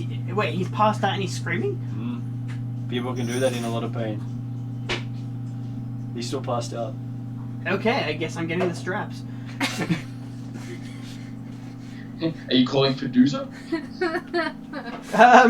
Well, I'm hoping because he's passed out I won't need to, but, you know. I'm hoping if I call for Doozer, there will be underwear still on him. Does Doozer wear underwear? Beggars can't. Or is Doozer Yeah, still for come that on. open policy? That's a really good question. From my understanding, he didn't wear underwear to begin with, No. so. It was very much when he wore the kimono, he wore it with the fold with the opening in the front. He's gonna owe me a drink later. Doozer! Quit flexing and get your ass in here. And please put some Give me a pants perception on. roll. 20 something. Yep, her crawl summoning you, Yeah. leaving your clothes behind. Yep. Damn it, I asked for pants. I clop up the stairs. Well, you obviously needed him in a hurry. He steps in, and you now know why Shaylu was.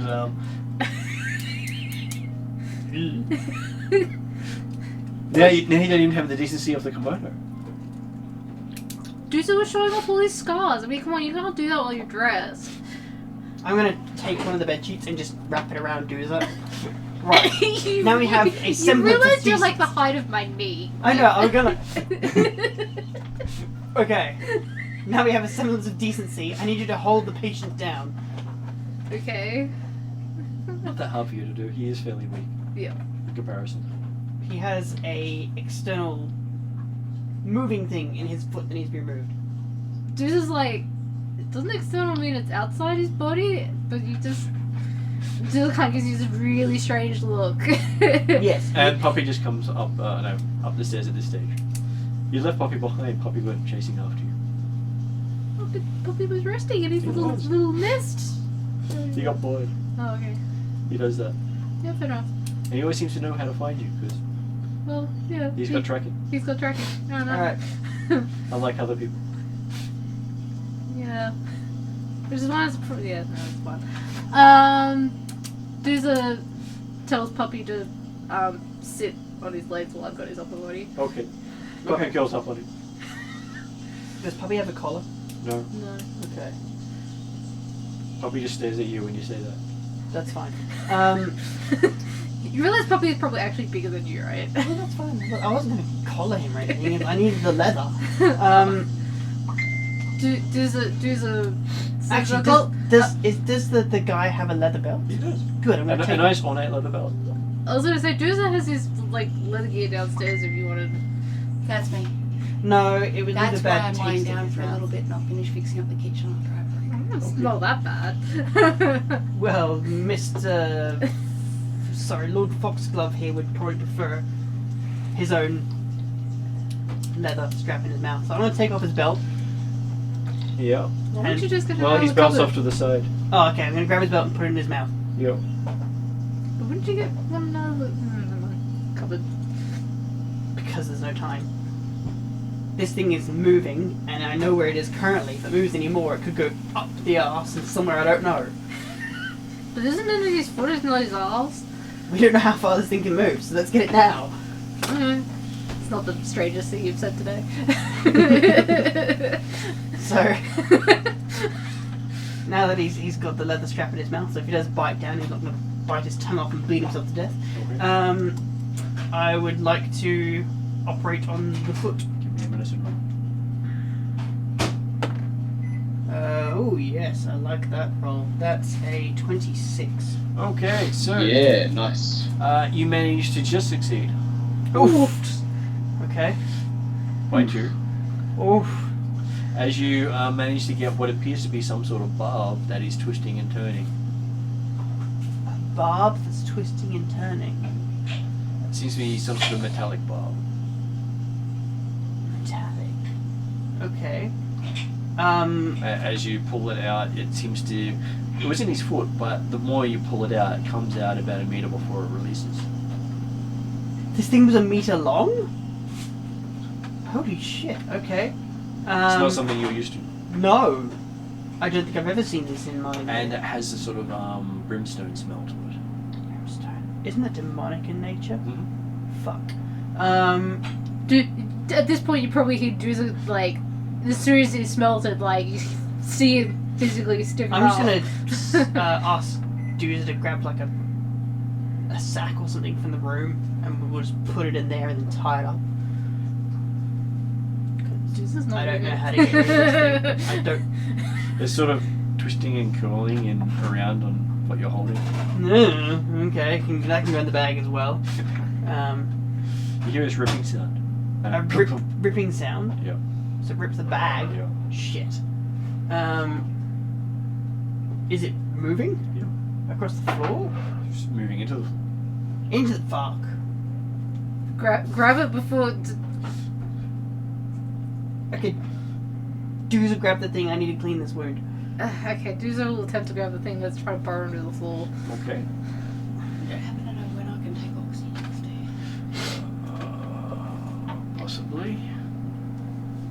I can't hurt myself. I can tell. Okay, last time you took it was... I'm about to pay. 6 a.m. Oh, I've got the book.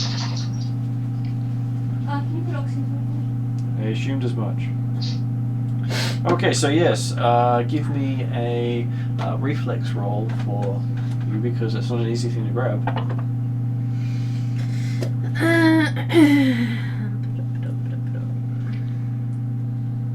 Reflex is 22.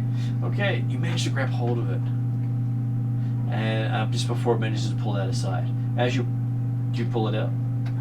I guess so. As you pull it out, it seems to swing around and dig right in the back of your hand.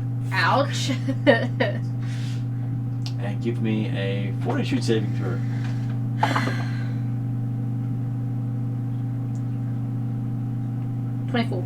And slide into your skin.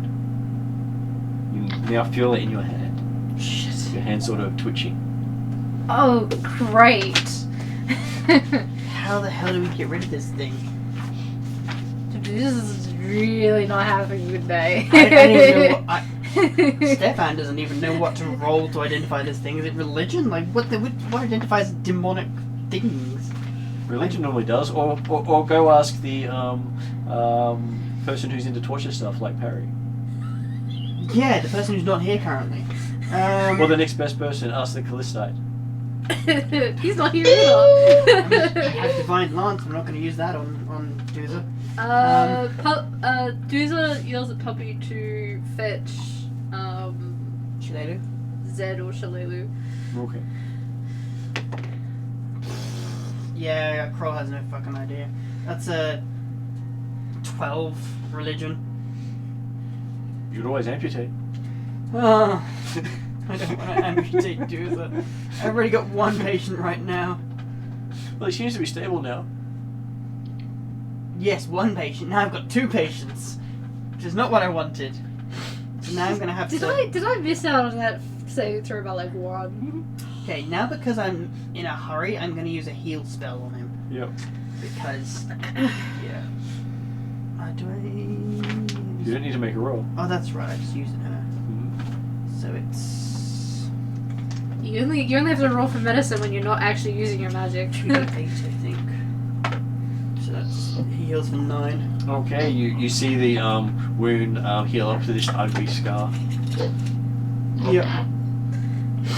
Ugly scar is better than dead and whatever the hell is in my arm. Okay, and at which point you hear the front door break as Poppy goes through the door. Puppy goes through the door. What? Well, they normally... I'm gonna go get someone. Yeah, he's told him to get someone. Oh my goodness. How did he get in the first place? Or did he run past Shalelu? It's just Pretty much. Right, okay. Can I ask what's her name, Mrs. Aisha. Aisha? If she has any ice in the house? Sure. I'll go get some ice. Okay. She comes back with this big block of ice. Some ice. Where did you get that from? The ice room. They have ice rooms in rich places? You've never been in a rich place. This is just shrugs. It's just like points to down. What are you gonna do with this? I'm gonna just try and chip some bits off and put it into a dagger or something, and just kind of make it small enough so I can just put it in a cloth and put it on Lord Fox gloves. Well, you do notice that most of it's gone down now. It just looks ugly. His eye. Yeah. Well, you healed it.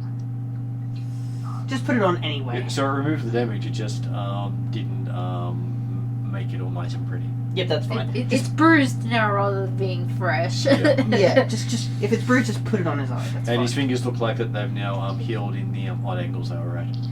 I thought I splintered those. You hadn't Shit. quite gotten around to it. Oh no! Oh. You had more pressing things to do. Like the moving thing in his foot. But you do have the memory of anyone who got a little too handsy with Shillelagh, normally got a broken finger or two. Yeah, I remember. Yeah. Well, I don't think he didn't deserve it. At the same time, no, this is probably gonna come back to bite me in the ass. Now I can easily hold his finger out while he's drinking his tea, because it's now on that ankle permanently. It's a plus. There you go, silver lining, everyone. Okay, so I'll get Francesca. No, What's her name? are you sure? Are you sure? She just looks at you. Really? Sorry, Even Doozer lost in remembers her name now. translation. I'm used to Elvish. My apologies. Your name is Francesca in Elvish. She looks You're at a you. good I cover. know Elvish. No, that's not my name either, she says as she walks away. That's the second time I've done that. Doozer's like, ooh. That's funny. Okay, well, I guess he could just sit there with the ice pack on his eye. And that was, so now we need to deal with you. So, I'll grab one of the other leather belts and shove it in your mouth, I guess. This is an odd, recurring At which point, theme today. Shailu comes up the stairs and says, apparently your puppy is very insistent I come in. I'll basically just tell her in Elvish. Yes, what do you know about brimstone worms? People who don't think before they act normally get them embedded in them. Excellent. Hand me that belt, please. Okay. I'm just going to grab the belt and tourniquet your arm. So try and can't. Oh, so you go go for further. amputation? She says in Elvish. No, we're trying to stop some kind of brimstone worm from going in their arm. Have you got holy water? No. That might help. I have divine lance, but that's probably going to hurt more than it. Quite. Well, it might go straight through the hand and, spear it at the same time. Does it do Yeah. holy energy? Yes, it does. It's a divine beam and it does lawful good. So I don't know if that helps or not. Depends on if it is a demon or a devil sort of creature. What's the spell called? Divine lance. It's page 331. 331. But it might be something you can study. Where would you get holy water near from here? Go church. Zed's backpack. Aren't you in like the Pathfinder Lodge? Yeah. Yep. Which is not too far away. Which is why I said get Shillelagh or thingy, but yeah. Alright. Traditions, divine, semantic, verbal. Unleash a beam of divine energy. So, choose an alignment your deity has, which I guess is lawful. Mine's lawful or good. Yeah. You can't cast a spell if you don't have a deity, or if your deity is a true neutral.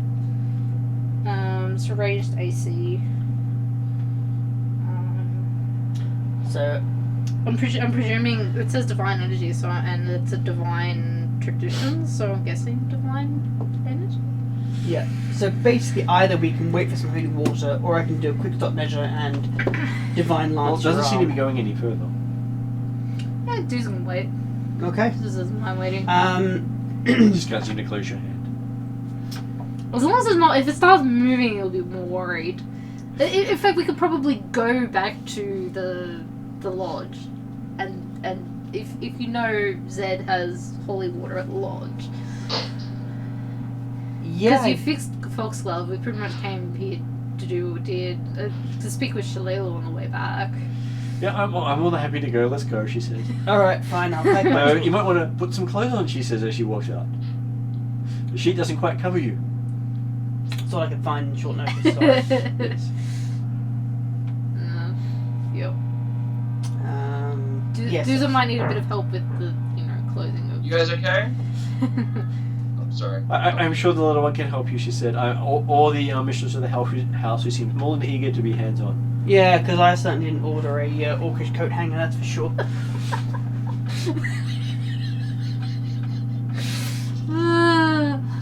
Yep. At which point the sheet drops because it's sort of awkward to hold with a bad hand. Well, no, he didn't tie the knot terribly well. And we're leaving.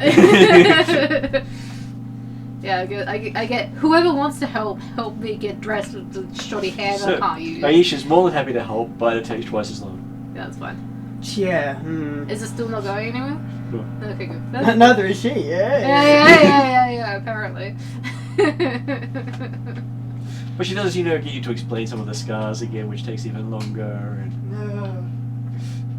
And what would only be, like a minute or so to get dressed takes about 10 minutes. Yeah. But you're happy to talking about your scars and conquests. What I do. Alright, so yes, we'll pack up and we'll... Crawl's probably sick of all my regaling by now, but... I've probably heard half of them already. Well, I think you gave up and waited outside as well. Yeah. Okay, so you head back to the Pathfinder Lodge. Yep. And you catch up with Zed currently going through paperwork going, that's not right. No, that's not right either. I'm going to talk to someone about this. Duzer rocks up and is like, dude, we need your help. What happened? Duzer puts his hand in your face and it kind of twitches involuntary. It's basically some kind of fiendish brimstone worm thing in Duzer's hand. I understood every word in the sentence. Fiendish brimstone word thing. Is there a knowledge religion or something roll for that one? There is. Let's see if this dice luck is going to hold out. Yeah, 12 plus 5 is 17. So your first thought is, what the hell, and you're probably not too far off. Right. So yeah, okay.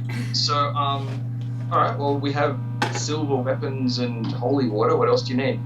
Holy water would be good. Alright. Beyond either of those choices, I was going to just divine lance it, so we'll see what happens. Alright. I think this is gonna hurt, Duzer. Yeah, Duzer's not terribly surprised by that. Do you mind if we just strap you down? Was kind of banking on that, though he was just gonna muzzle my mouth, but that's fine. We've got a belt that Duzer can hold That to. too, but the involuntary reflex with someone of your strength is normally going to level a small building. I wouldn't say level the whole building, but he gets your point. Yeah. So yeah, we tie Duzer to like a solid frame, like a timber log or something in the lodge that's not structural. I'm presuming they have operating tables in the lodge. Yeah. Like a they do. big ass table or something. So they take you to one of the outdoor settings, which is a bit sturdier. Yeah, sure. But we're not making we're not to make a spectacle of it, okay? It's Well, like behind the building. They don't have a lot of people here, so it's mainly just Pathfinders. She shoots out everyone else for the day. Yes, well, yeah, this is an educational experience. Like, people, Right. I'm sure, should take some notes. With basically if you were to do it in the medical room, she thinks you'll bend or break the table. Yeah, most likely. That's fair. So, here's what you need. And here's a silver dagger. Here's a holy water, and here's a tied up half orc ready for you to do the surgery. Do what you need to do. How can I help? Just make sure Juicer doesn't move too much. Sheila sits by with an open book and pen ready. Shilelu? No, Sheila. Oh, Sheila. Sheila. Fuck. Okay. It's just no Sheila Heinmarsh. Okay. I presume Shalelu is also just like being lofty and sort of like pretending to not care but cares kind of thing. You know, paying attention. Yeah. Playing with Poppy. That's All right. Because she likes animals more than people. Scalpel. Stab! No, not that way! I was So, just presuming when you anyway, said silver like, dagger that you were pretty much just gonna go.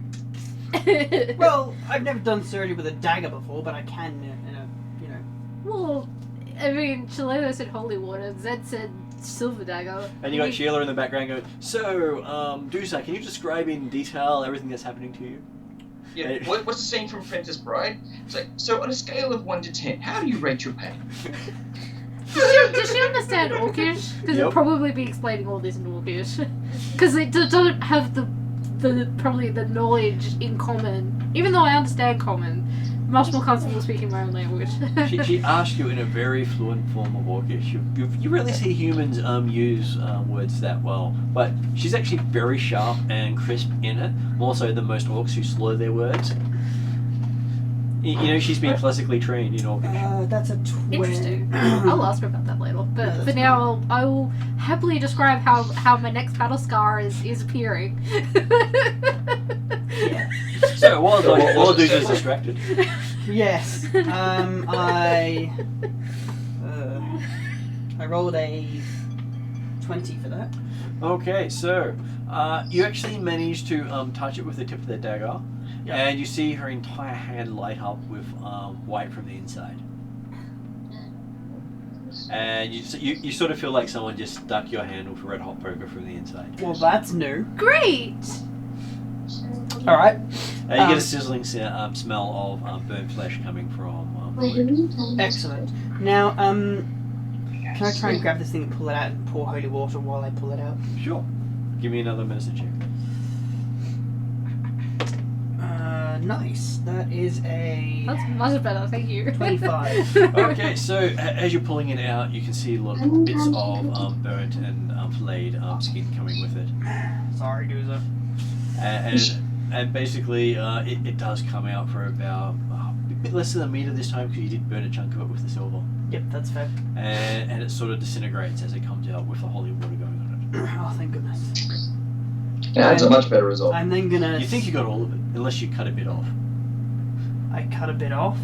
Unless you did, because it's not quite as long as it was. Maybe you cut a bit off, maybe you burned a bit off. Hard to tell. Well, I think use the holy water like betadine right now. What? Just pour it on the rest of her arm. His arm. Pour it into the wound. Pour it. I Pour mean, it yes, into I the think you're wound. saying pour it. Wash the wound out with holy water. That sounds like a great idea. Do it. Do you understand Orcish? No. Do you? Neither of you do? Oh, okay. I want to. I haven't had a chance to learn Orcish or Giant yet. Alright. Orcish, Giant, and Goblin. Orcish, Giant, Goblin, and Tian. How would I be able to tell Do- if do- there's anything left? Juza in the could wound? teach you 2 of those. If it grows back. Yeah. That's a good sign. Which is a good sign. Okay. So, sorry, where did this come from? Lord Foxglove. Shailu just He's laughed. he's now a nest for these, what do you call, brimstone worms? Oh no, he put Singular, I hope. he fell into a hole saying he was chasing something, and I just thought he was crazy. And he kept, Where was this hole? this was in the let me see. She describes it somewhere between the Yonderburu River and Sandpoint. Right, gotcha. So it's one of the river fiends that we. Shalelu, I trust your directions like more than I trust most compasses. Can you scribble down some directions and distances to try and help us find it again? Oh, whatever it was looked like it was remains of some sort of battle between some religious nut and a being that smelled of brimstone. Right. I say religious nut because they had holy symbol, at least 2 different holy symbols. Okay. Well, if you could mark that up, like, we may be passing that way again sometime, so it'd be interesting to see if there's any other problems there. You could assault the populace. She does, but she says to be careful in that area because she saw the Sandpoint Devil going through recently. Apparently it had come from wherever it was hiding during the season and was making a beeline for Sandpoint, which was thinking of heading back to after dealing with Mr. Idiot Glove. Yeah. Well, I think if you head back to Sandpoint, you won't have such an issue with that particular devil. I'm pretty sure it's chosen someone else to hunt. And she points at you specifically and says, if you hadn't have made that promise to that idiot noble, I would have had to uphold it when you'd run off. What promise did you said you're going to take him on a damn ball hunt, and then Amiko convinced me to fulfill your end of the bargain because he was heading off without you. Hang on. So I didn't sign you up for anything, but No. Amiko did, and that's my fault? Yes, because Amiko liked you. It's your fault. Amiko likes everybody. No, she doesn't like everybody. She liked you guys for some reason, so I said, okay, I'll take the idiot on a ball hunt. Do I have to make a roll for stitching Juicer up? No. Okay. But if you want to make it look pretty, you can. Then Shalelu, I formally Don't apologise Don't for the do it! inconvenience you've had to deal. Don't with do it! Lord, Juice is like Foxglove. yelling at you and don't understand why. Shalelu, I'm sorry. That was never meant to be your issue. That's She just sighs and goes, 21. yeah, humans have a strange attachment to some of these things.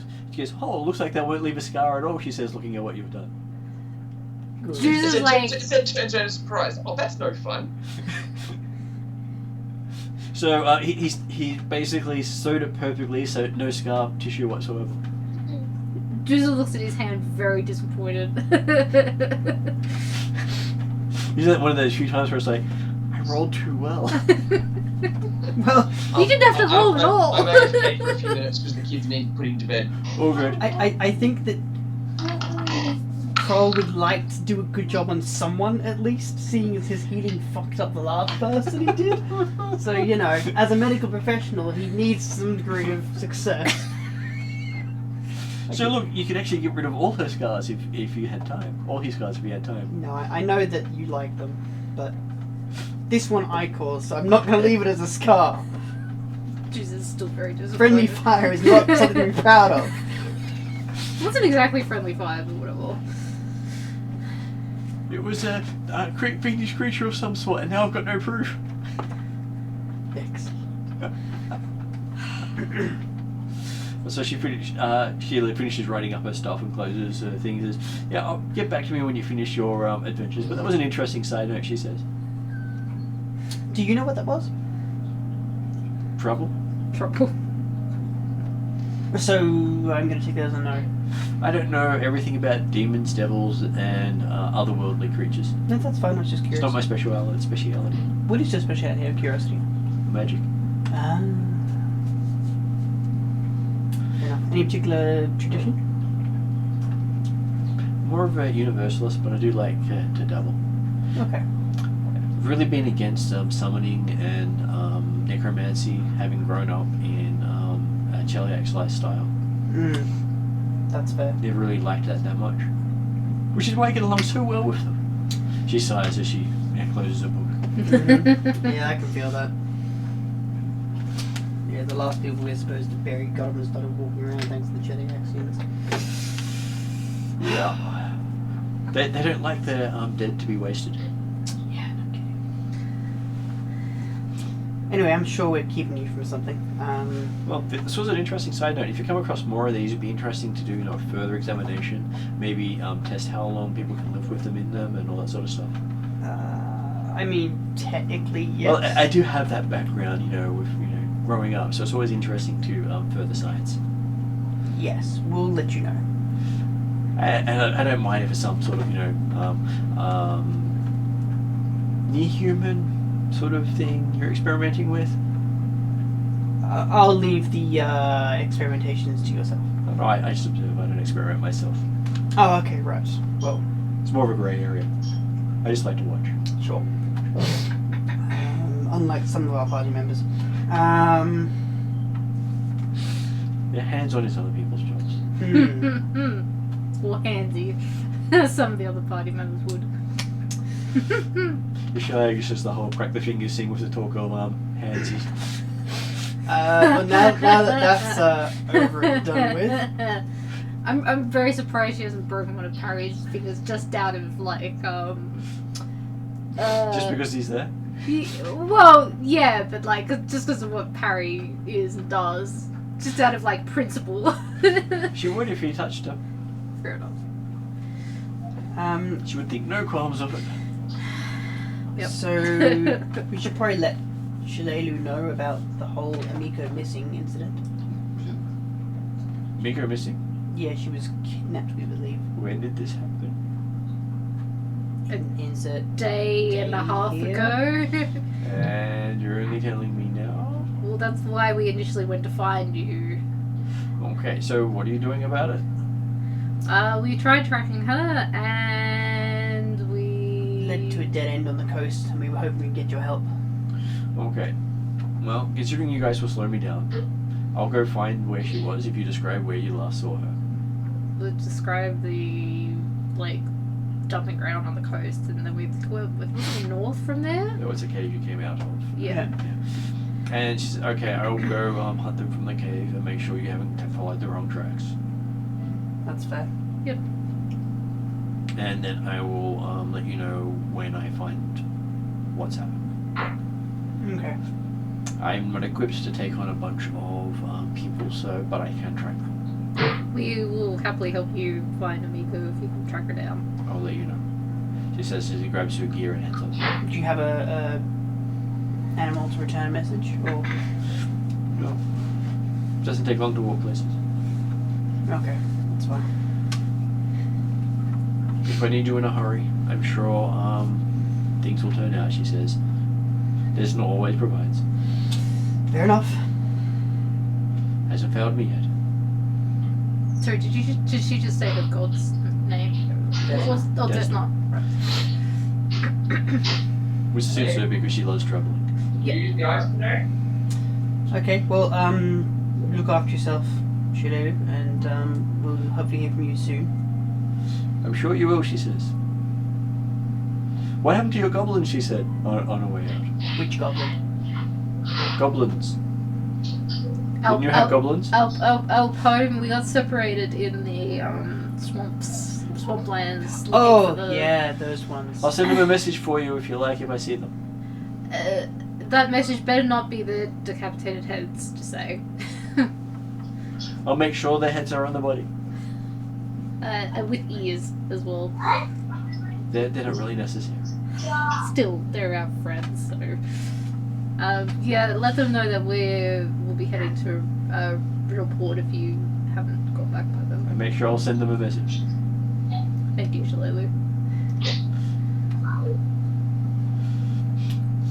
I have the feeling she's more likely to go, bink, message sent.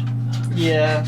Yeah, that's what I thought I would, at least try and say alive, preferably with their ears, but hey, I tried. Dudes tried. It's Shalelu after all, I mean, come on. Well, this is the nicest you've seen her deal with you as a group. Yeah, well, I mean, the if sole they- reason for tracking her down was to tell her about her missing friend, so I think she probably appreciates that. If they lose their ears, but they're still alive, I guess they can deal with it, Only the left. I'm pretty sure one of them's already slightly missing a bit of ear. What, for an arrow from 10 miles away? No, when one got captured. Nah.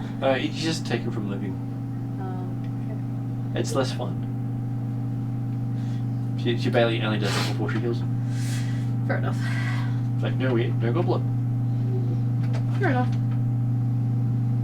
Okay, so you now have sent a hunter off to track down what happened to Amiko.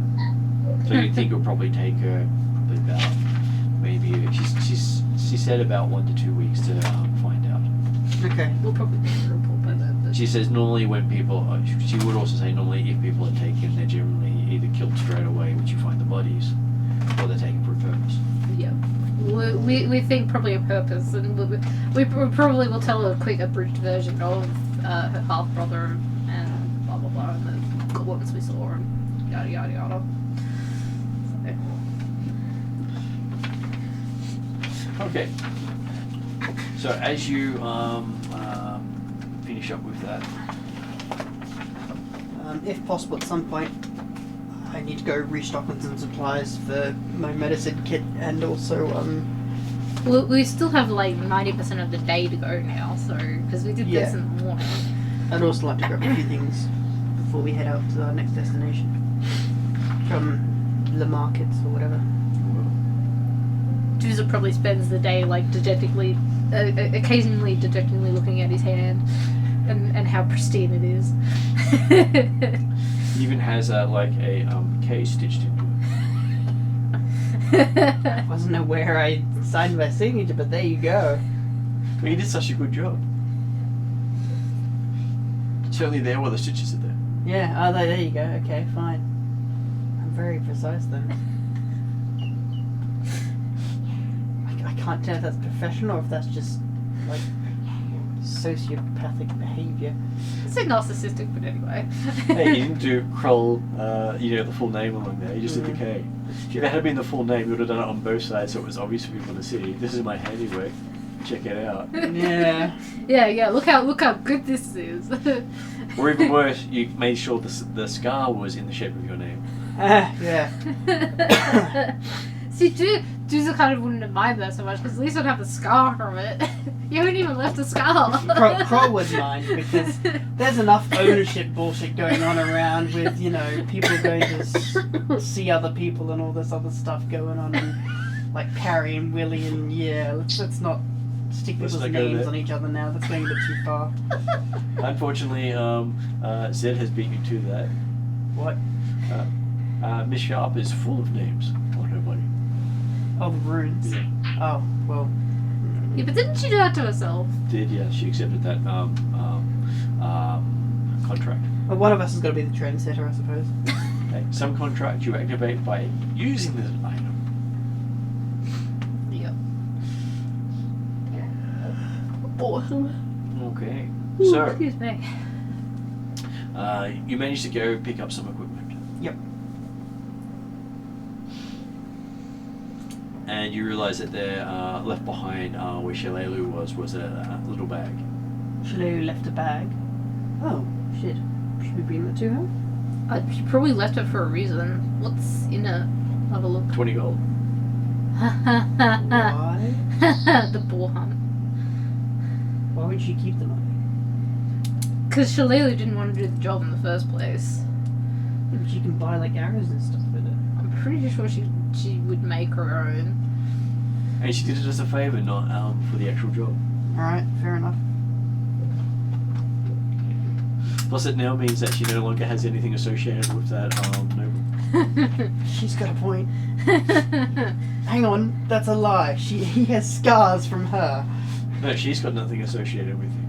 Oh, He's got sorry. plenty associated with him. Yeah, 3 broken fingers, a couple of scars. Yeah. He won't be asking a favor like that for a while. I don't know. He's got a story now. It's the best boar hunt of my life. Look what happened to me. I'm expecting his stories to be, Look how well I can do my teeth. yeah, epic tales of his boar hunt from Sandpoint to Magnamar. And came back with 3 broken fingers, and Okay, I'm back. How screwed did we get in the absence? Very. You should watch the playback. It was fantastic. So basically what happened was Shalelu said, asked what had happened, found out about Amiko, went, okay, well, I'll go investigate and let you know if I need your help. And she'll get back to you within 1 to 2 weeks, because if someone's kidnapped someone, it's unlikely it was to kill them, because they'd already be dead. Mm-hmm. Well, but again, did we actually explain? We were going to try and find her to go deal with it, but then the Sandpoint Devil rocked up, and we decided that was not a good place to be. And she also said you'd probably slow her down. yeah. She kind of heavily implied for us to bugger off so she could do her thing. Yep, no, and I'm not in any way offended by that. As long as she understands we had her and Miko's best interests at heart. Yep. But she did say she would come and get you if she needed you. And we told her we'll be in Riddleport. Yep. No, we did. Did you? Yeah. Okay. Did we? Yeah. Oh. I said if you need us, we'll probably be in Riddleport. Okay. Then yes, you did tell her. Which is not too hard for her to get to. No. It's just a lot further away. Because you It's said it'll be a lot further 2 than that, weeks, though. so we'll definitely be in Riddleport by then. Okay, so you managed to finish the rest of your supply hunt. Mm-hmm. And also what you missed was Shalelu left the 20 gold she was paid for the boar hunt behind. Because she was so disgusted by Foxglove. She didn't want anything to do with his money or title at all. Right. Just happily pockets that for party gold. That's fine. Yeah, no worries. Where's the sharpener? Ah, thank you. So Right. now that you're And so we decided, like, we're not going to be subtle and try and bluff our way through Corvosa. We're going to do the non-subtle thing and get into Riddleport. Yeah, that was the idea. Also, so she can get rid of the Hell Knights out of the city and give them an excuse to go to Riddleport just have to grab and be annoying there. a different book. So what, are we going with them at the same time? You We're taking their boat, apparently. We don't have a choice. Yeah. Oh, good. Yeah, no worries. And we've gotten some assurance that we won't get tossed off the side on the way there. No, I can't. It was more you shouldn't get tossed off the side. Yeah, well, I thought I worded that alright. Look, and look, I'd like to point out, as a general rule, Hell Knights are anally retentive asshats, but they will do their job. So if their job is not to throw us over the side, it's only the odd one that's going to find an excuse to throw us over the side. That is true. But they are absolutely vicious anal retentive asshats. Hmm. Okay, where am I here? Brain traits. I'm actually just really worried that it's gotten so desperate that people are just actively inviting Cheliacs to come in to help stuff. Because they'll be your best friend saying, yeah, we're here to help. And then you try and get rid of them and it's like, no, we're here now. Well, you do know that with the whole threat of a gods waking up is enough to scare most people. Yeah, sure. But what, you want to get the Hell Knights and your gods waking up and you want to get, like, summon demons to fight them? That's a lose-lose situation. Yeah, they don't all deal with summoning demons, but they can do so. It's just... Yeah, only the really powerful Chelaxians deal with summoning demons, right? Yeah. It's The like rank and file get eaten. it's like which horror do you want to deal with? That's right. Okay.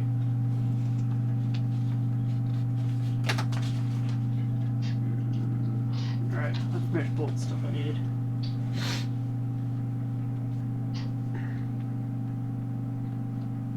It wasn't much. Okay, so the one thing you've been asked to do, which is why she's going to be sending Warparry to join you there, is there is something called the Blot, which the Order of Ciphers there has been investigating. The blot, okay. Yeah.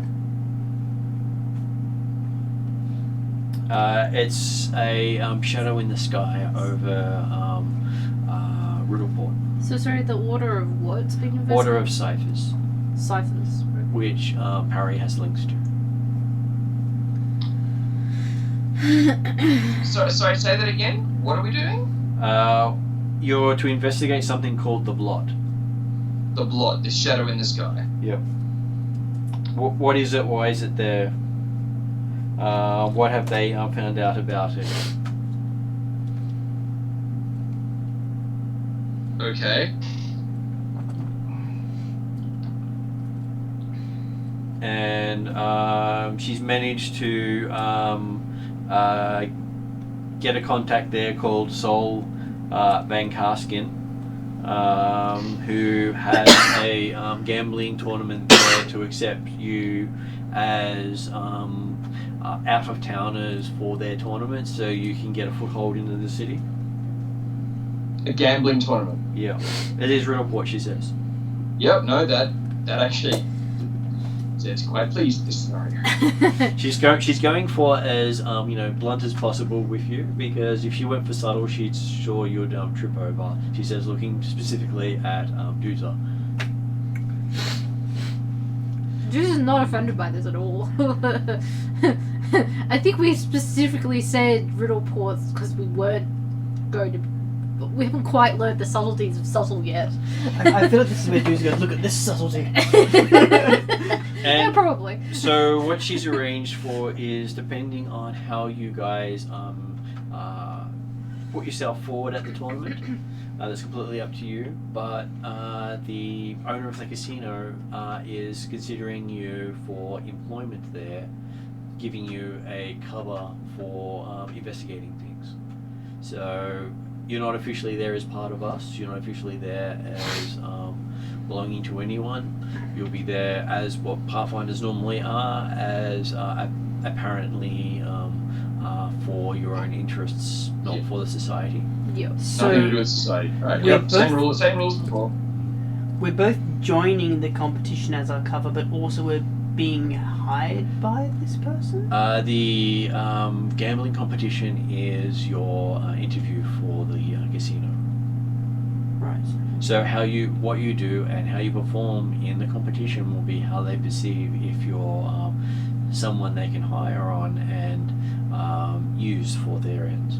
Basically, if we do well at gambling, Okay. gambling I'm in. Even if you do poorly, it's what you do and how you do it that they care about, not the outcome. Yeah. So, no picking unnecessary fights, essentially. Unless, of course, you really want to be someone who picks fights for them. Yeah, right. Gambling I'm in.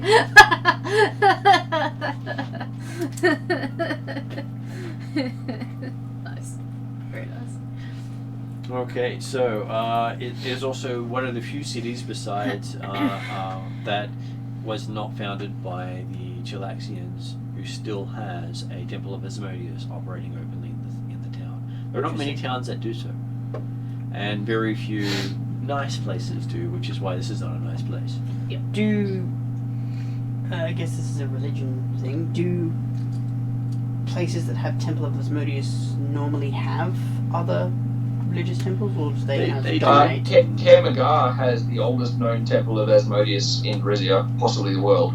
Yeah. They do And have he's got a number of other churches. they do have multiple churches in a lot of these places. But to your advantage, you'll be arriving with Hell Knights, which means most people will not be looking at you.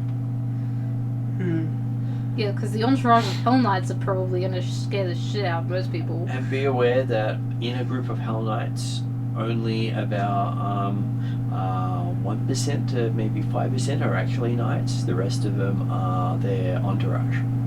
So the Hell Knights themselves are the scariest part of their forces, but not the main part of their forces. Yeah.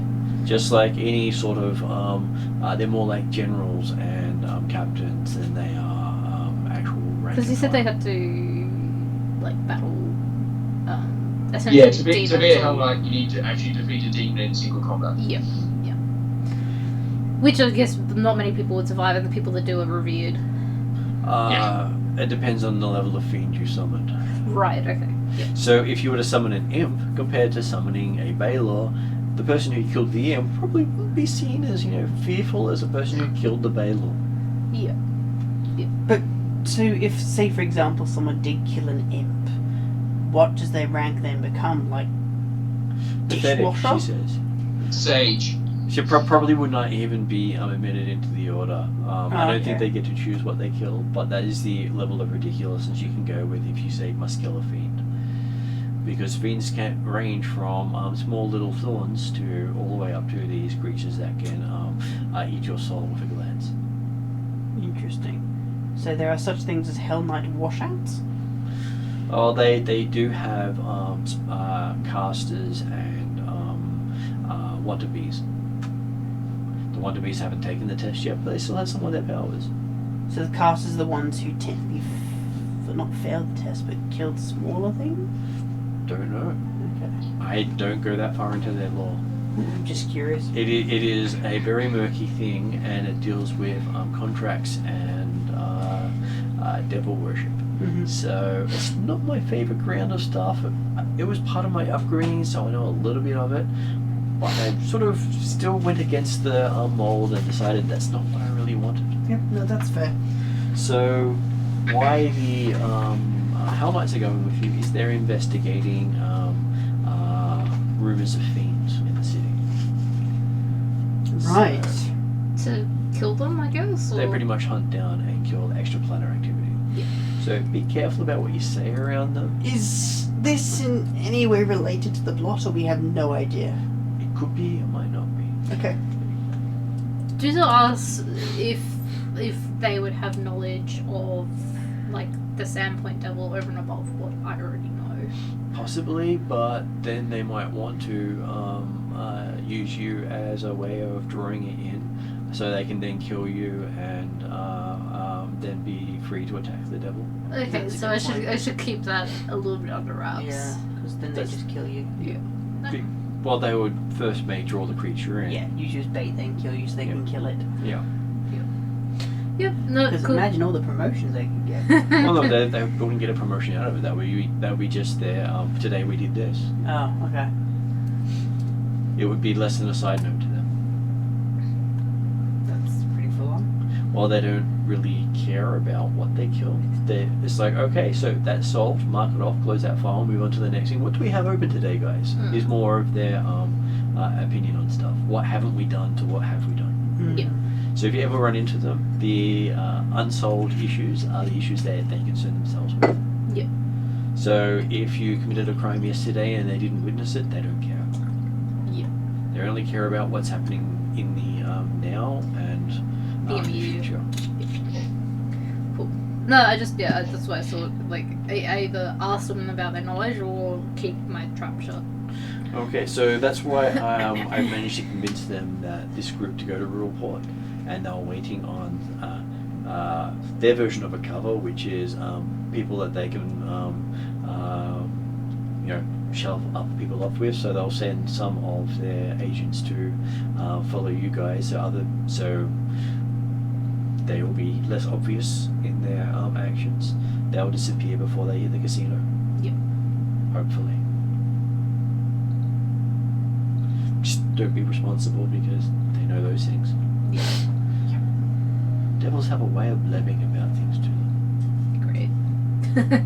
They hunt them and they talk to them. Don't know where the line is. Well, they gotta get their information about other devils somehow, I guess. Yeah.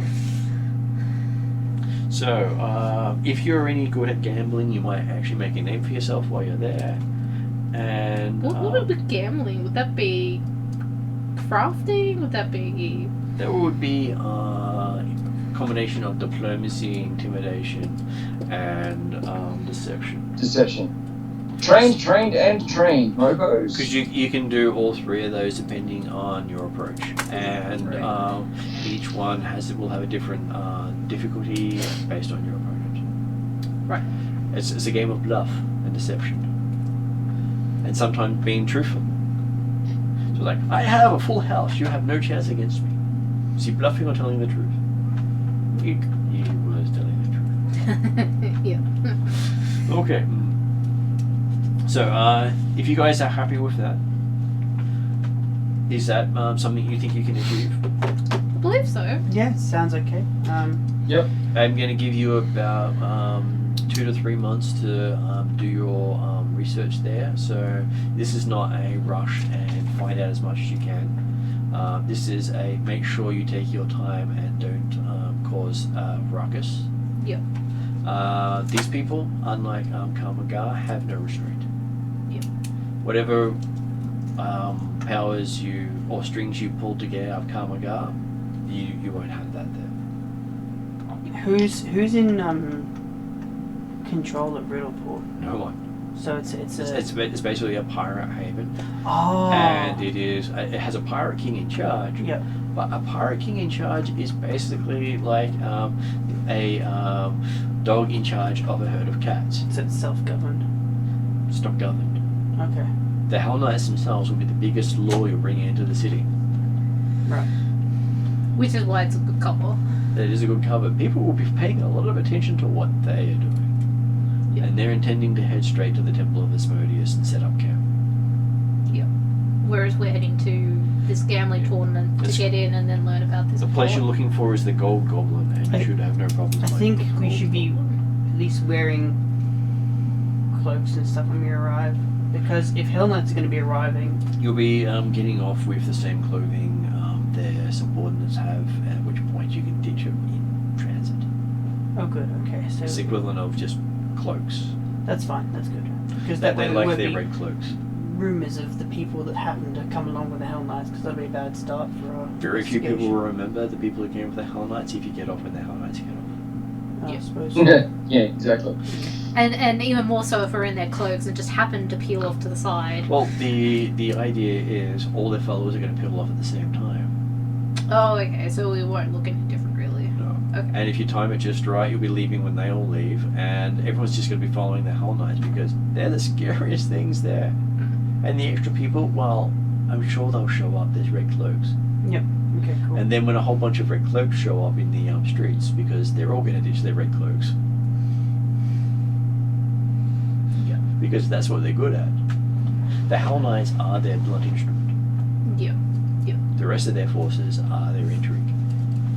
Now, you met one of them in Sandpoint, I believe. He was the guy in charge. The mayor? The new mayor, yeah. Not Whatever the his new name was. mayor, the one New who... sheriff. The new sheriff, the guy who Oh. apparently... Oh, sorry, the yeah. new sheriff. Yeah, sorry. Mayor sheriff. Yeah, I remember him. Yep. He's basically what the Hell Knights are before they become Hell Knights. Right. I'm not sure when they get their stupid juice, but sometime after that. You have to be stupid to wear that armor all the time and never take it off. So they're kind of like Mandalorians, but Very much so. Hell is the way? They're all pretty about much. hell on earth. So hell is the way is probably what their motto is. that is now canon. That is. That's what they do. Yeah. We're not even joking or trying to be nice about that. Well, some of us try to be joking, but Because that is literally what they are. Yeah. Okay, so she says, I can offer you some coin to go with you, but it's best if you rock up as poor as possible. And basically, don't take anything that you fear of losing, because it is a city of thieves.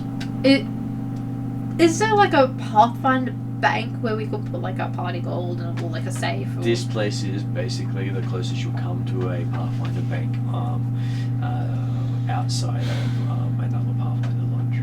Okay. Very few people can make it in here through our wards.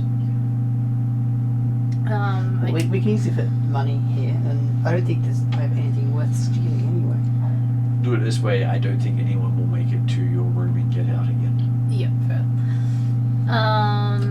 Yeah, so we'll leave like a majority of gold, maybe like take 2 or 3 pieces each and a bit of silver. I'm presuming that's what she means by that. Yeah, I guess we'll do the not bring his weapons, and that's pretty much the only other thing that. Well, I don't recommend leaving weapons behind unless you fear to lose them. And take as much dry food as you can. Be wary of any food they serve. So we need to buy 3 months worth of dry food? No, just take as much as you can carry. Oh, okay. And make sure that if you're ever worried about the food that's been served, that you pretend to eat it. If you're worried about the food. Do you mean like poisoned, or do you mean like just dodgy? Yes and yes. Okay. Or even drugged. I failed to hide a shiver. People have been known to wake up after spending a night out at Riddleport, shackled to a ship somewhere as a oarsmen for the rest of their life. Yeah. Shanghai. I was poisoned 3 Right. times in a row. Yes, we know. Yeah, we were there. Yeah, we all watched it. It was a bad experience. It was not a good day. Yeah, the first one was like, oh, yeah, that was silly. It was when you took the second drink from the same person that we were starting to get a bit, what are you doing? I loved it. It's not the worst part. Then I go to the bar, get another one, and get poisoned again. Because it's the same person you What? went to. I don't think he quite realised it was the bartender who was poisoning Yeah, I him. thought it was the other guy. Anyway. And they managed to pull one over on you. Quite successfully. That was funny. It was great. I love that I think, I can't remember if I dropped them or someone dropped one of them before I dropped. I was like, there you go. I don't feel good.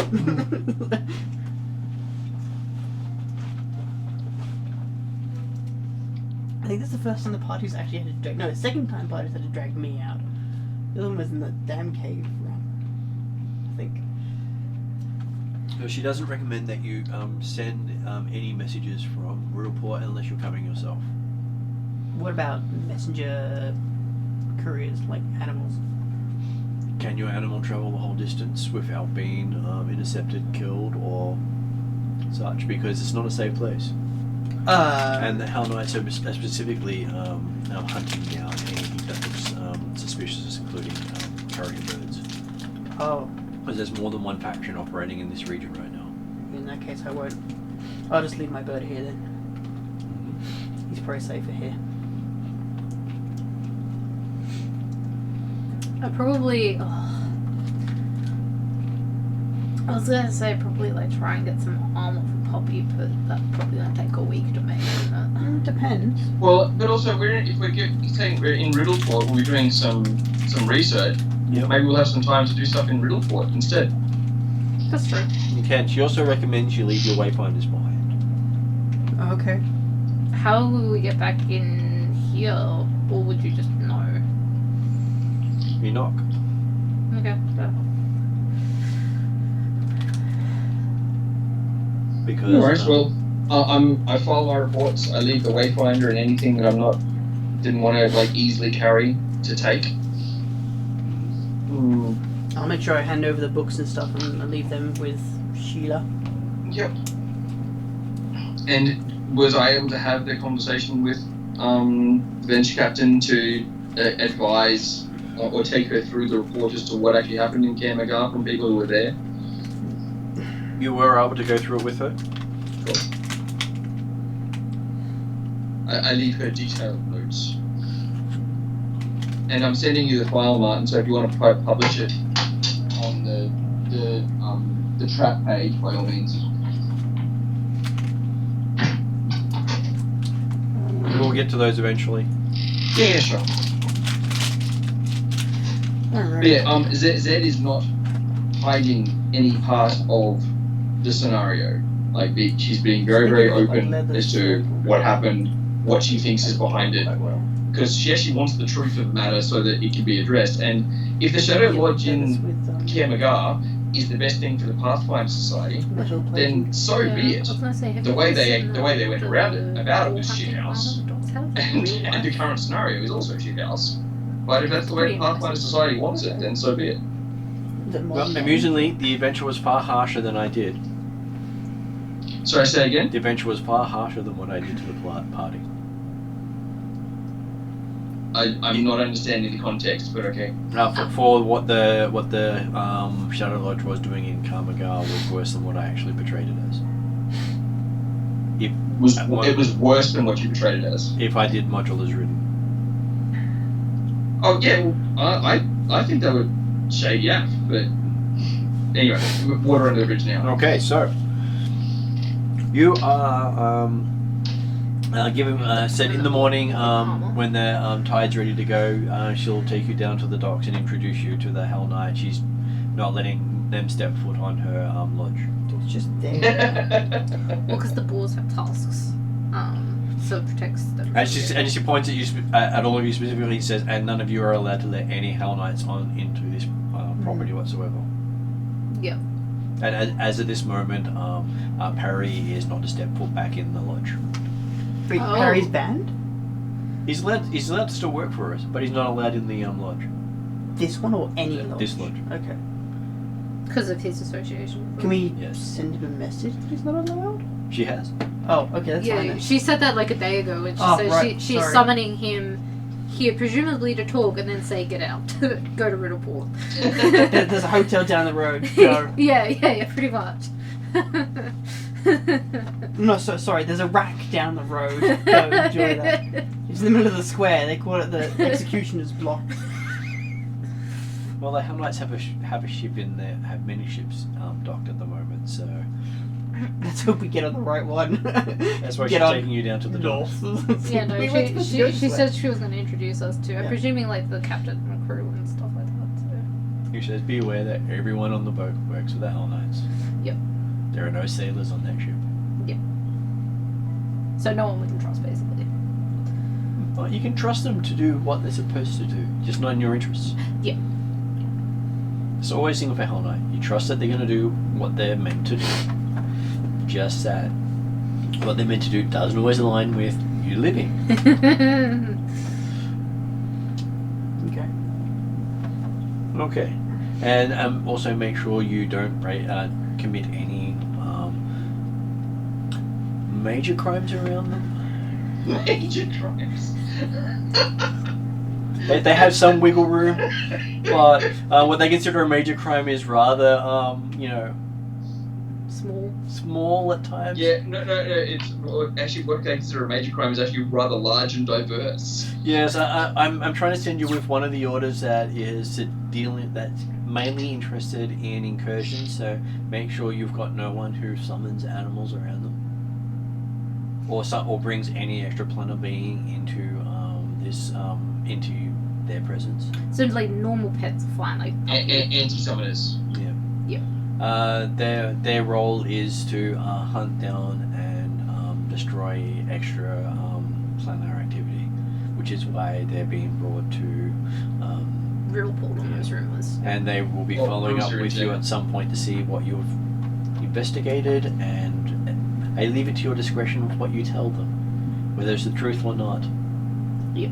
But be aware that, be it truth or not, it may still get you into trouble with them. Yep.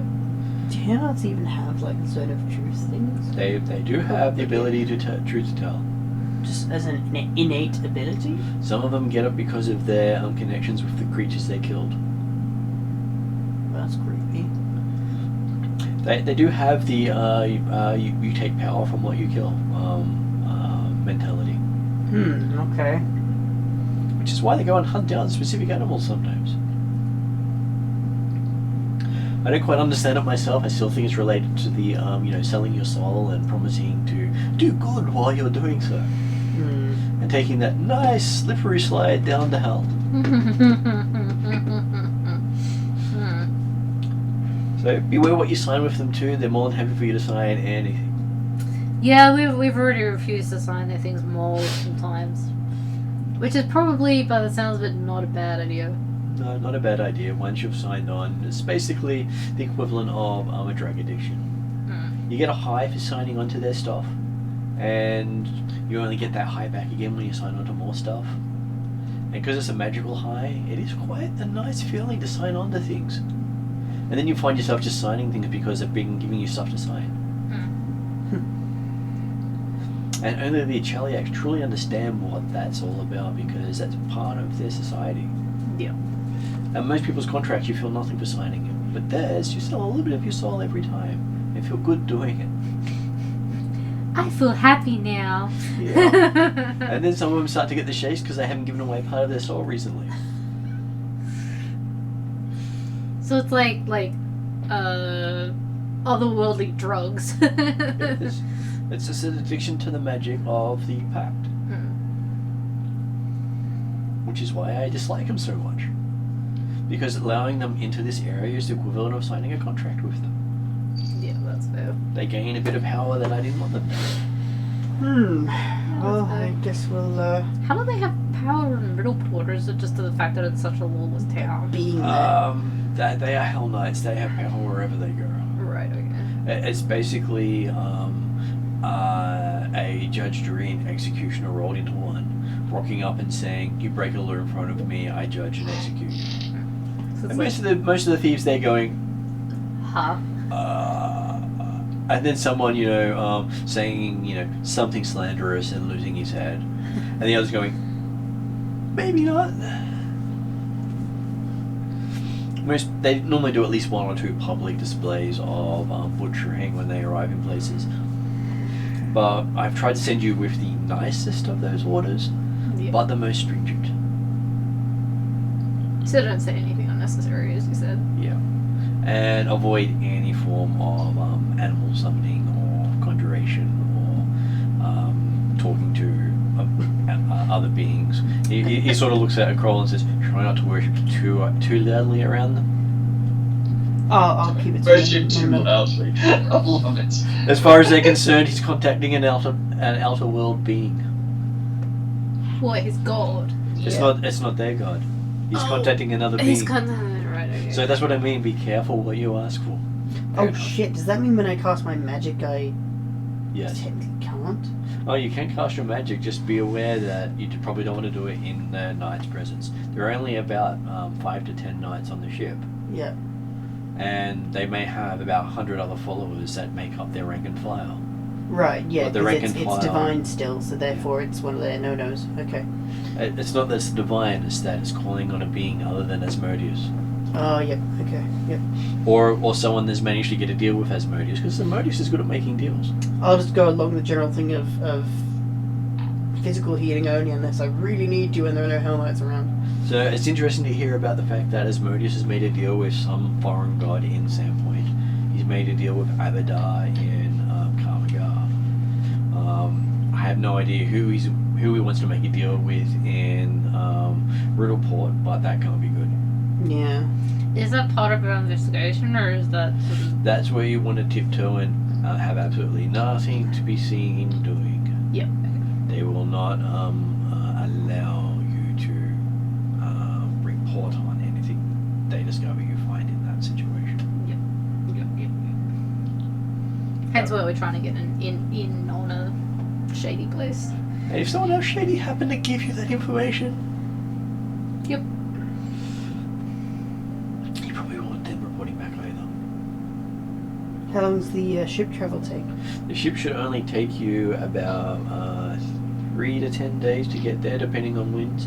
But with Hell Knights on board, you really have to worry about the wind direction. They produce enough of their own. Yeah, mainly hot air, but anyway. Like I said, they produce mainly their own. I'm not, bitter or anything, she says. No, no. And obviously she says, looking at Zed, you're not bitter either, are you? Realistic. Yeah, obviously you didn't grow up with them as much as I did, she says, with a sigh. So, I've given you a fair bit of direction here. I'm giving you also the leniency to decide on how to choose your path. How to choose what? How to choose your path and how you do it. You'll get there by ship. Once you get there, it's up to you how you investigate, what you do, how you manage to survive in the city, and how you get back to me. I expect the report in person, as long as you get back to me within 4 to 5 months. That's 4 to 5 now. I prefer sooner. If you take more than 4 to 5 months, she's going to assume that you've died in the event. Okay. Alright, so she wants 2 to 3 months, 4 to 5 is max. Yeah. Alright. And it gives you a nice window to figure out what you're doing. Yep. You get nice and comfy in the city. Yes. And everything must not happen at once. So the more waves you make, the more likely you won't wake up in the morning. Yep. So think that the more noticed you are, the more likely someone's going to crave what you have. So practice looking decrepit, looking like you've got nothing worth taking, but the ability to back up your nothing is worth more than your life. Yep. So people will not go, isn't really anything worth pinching, so if you make your axes look like they're damaged or worn or that sort of thing. Would it? Probably at that point I'd be leaving my orcish weapons because they're like prized. I don't want to lose those. In which case, she'd probably think that's probably a good idea because they might see those as enough reason to take you on because one of their thieves could hang it over the mantle saying, "Look what I killed."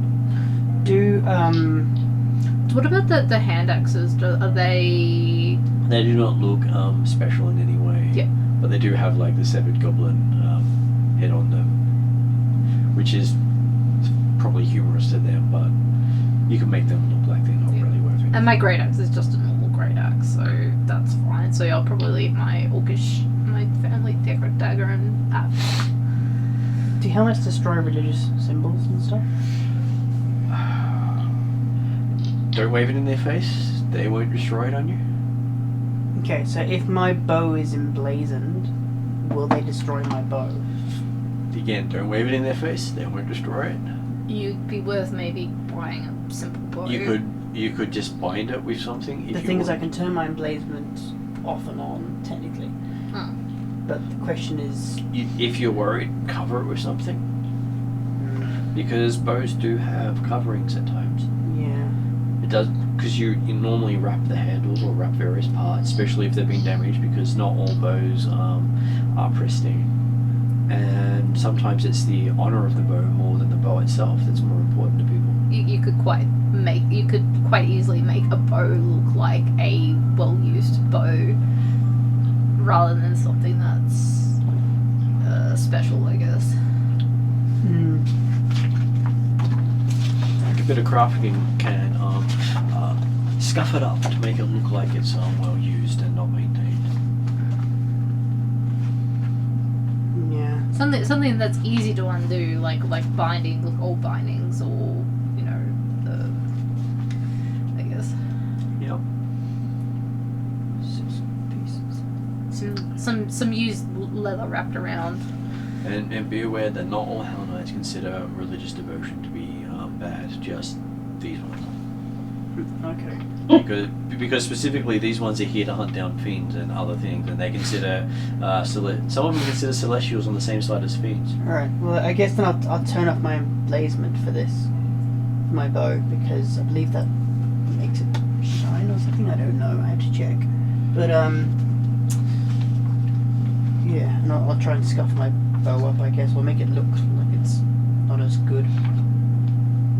Well, if you want some help with that, we have many people here who are good at making things look other than they are. Yeah, I still want it intact though. It's okay, I'll just ask. She points to the other elf who've been sitting in the background, just watching what you're doing. Oh, She's good at that. What's her name? Karen, not Karen. Person from other book I'm not currently holding. Yes, I've got the name here. The one who Maria really doesn't Asmorin. want to talk to me. Yeah. Korea Asmorin. Yep. Yep. I'll ask her to help me fix the bow and stuff. I'll be happy to. And she starts walking you through how to give it a distressed look. Yep. Using things like wax, chalk, bit of filings from other things. And by the end of it, it looks like your bow has been through about 50 odd years of heavy use. Cool. But it doesn't look any different than to you physically from when you. It's still get maybe it the on. same sturdy stuff. So yeah, cool. The twine is still properly waxed. The bow is still supple. It's not straining it in any way. Yep. But it just looks very much like it's been around. Been through the walls. Yeah. Yeah. Cool. And even done the equivalent of make it look like someone's etched in kill marks on one side of it. Nice. Because people don't really do that. The things that they really want to care about. Yeah.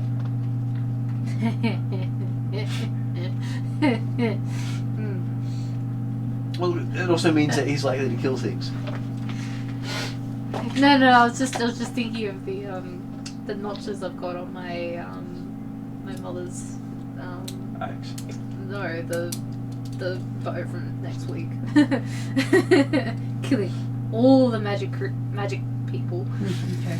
It doesn't say anything about glowing, but it does say it has the symbol of my deity, so I'll just remove that.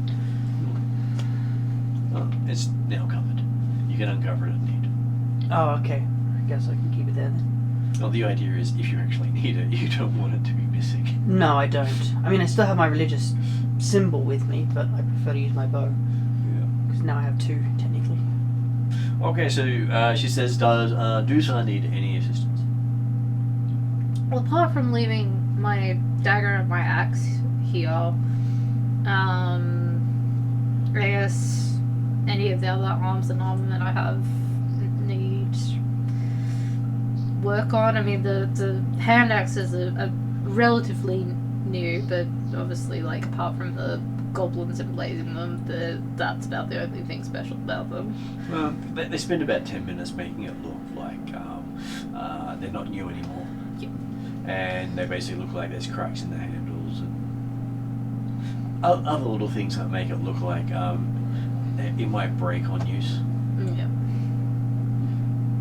But hey, that's the sort of stuff you want to be walking around with in any like Kamagal or Riddleport or any sort of place where they still anything worth value. Mm. And your axes were of value until they're stressed. Armor is a lot harder to steal, and most people maintain their armor more than anything else. Yeah, no, that's fair. Because that's the thing that keeps you alive. As someone tries to stab you in the back. Yeah. Yeah. No, that's fine. I've just got hide armor, so that's fine. Okay. So, So it's not anything too special. It's not like miserable at all. and Sheila turns to Zed and says, "Does Miss Sharp want anything while we're doing stuff?" Can we hide his runes? Well, look at it this way: she's the one who will get you access to the cipher people far more than Harry will. Harry comes from the city and knows them, Yeah. but they'll want to study her. Yeah, no, that's fair. Yeah. So yeah, basically from Zed says, look, I'm very comfortable in distressing my own gear. It's an old habit. That's fine. But any additional contacts in the city, and if there's any way you know of that I can keep these runes make these runes a bit more subtle, those are the only two things that I'm really interested in. She looks at you and says, "You won't be the only one in the city with those runes." Oh, that's good. That's interesting. Oh, that's good and bad. Yeah, it's basically a sign of you being god cursed in some way, or you made a pact with a god. So in a pirate city, maybe not too bad. Yeah, Hell no Oh, City. but no, my understanding is that this place's runes are go-go, so I would be a novelty but not unique. You'd be they would remember the runes, but not you. Oh, I can work with that. So it would be Rune Lady would be the closest that they would be able to describe what you look like. Maybe you should go with that motto in that city. I am the Rune Lady. I am a rune lady. I am a Rune Lady. Shit. Yeah, she's only got the one contact at the moment. She used to have about 5 or 6, but it's Riddleport. They've either been sold into slavery, got knifed in an alley, or basically drunk themselves to death. So the contact was the Solvan Cascaran, did you say?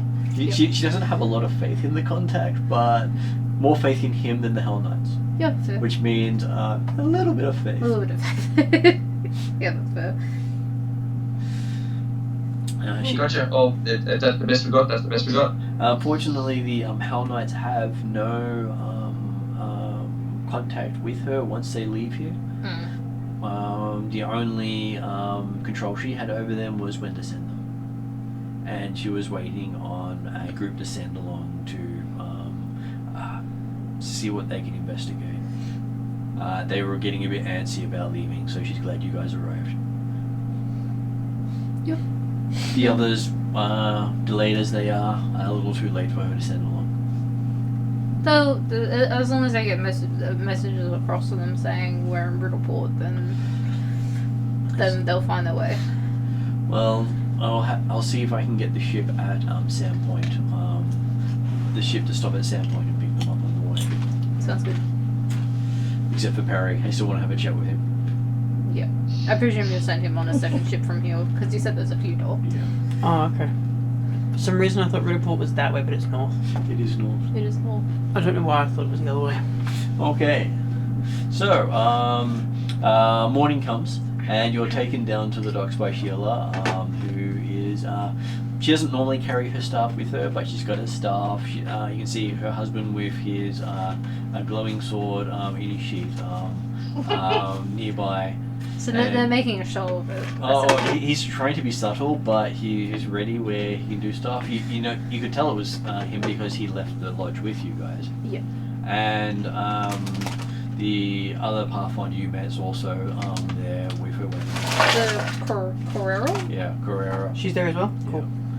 Just in case the Hell Knights don't like what's said. She basically stops for about 5 minutes before she goes to the docks to take quite a few deep breaths. Yep. With you can never be too careful under her breath as she says, "Wait here." Oh, Yeah. I have a Yeah. question. No Are we one's taking our happy though. horses, or are they being stabled here?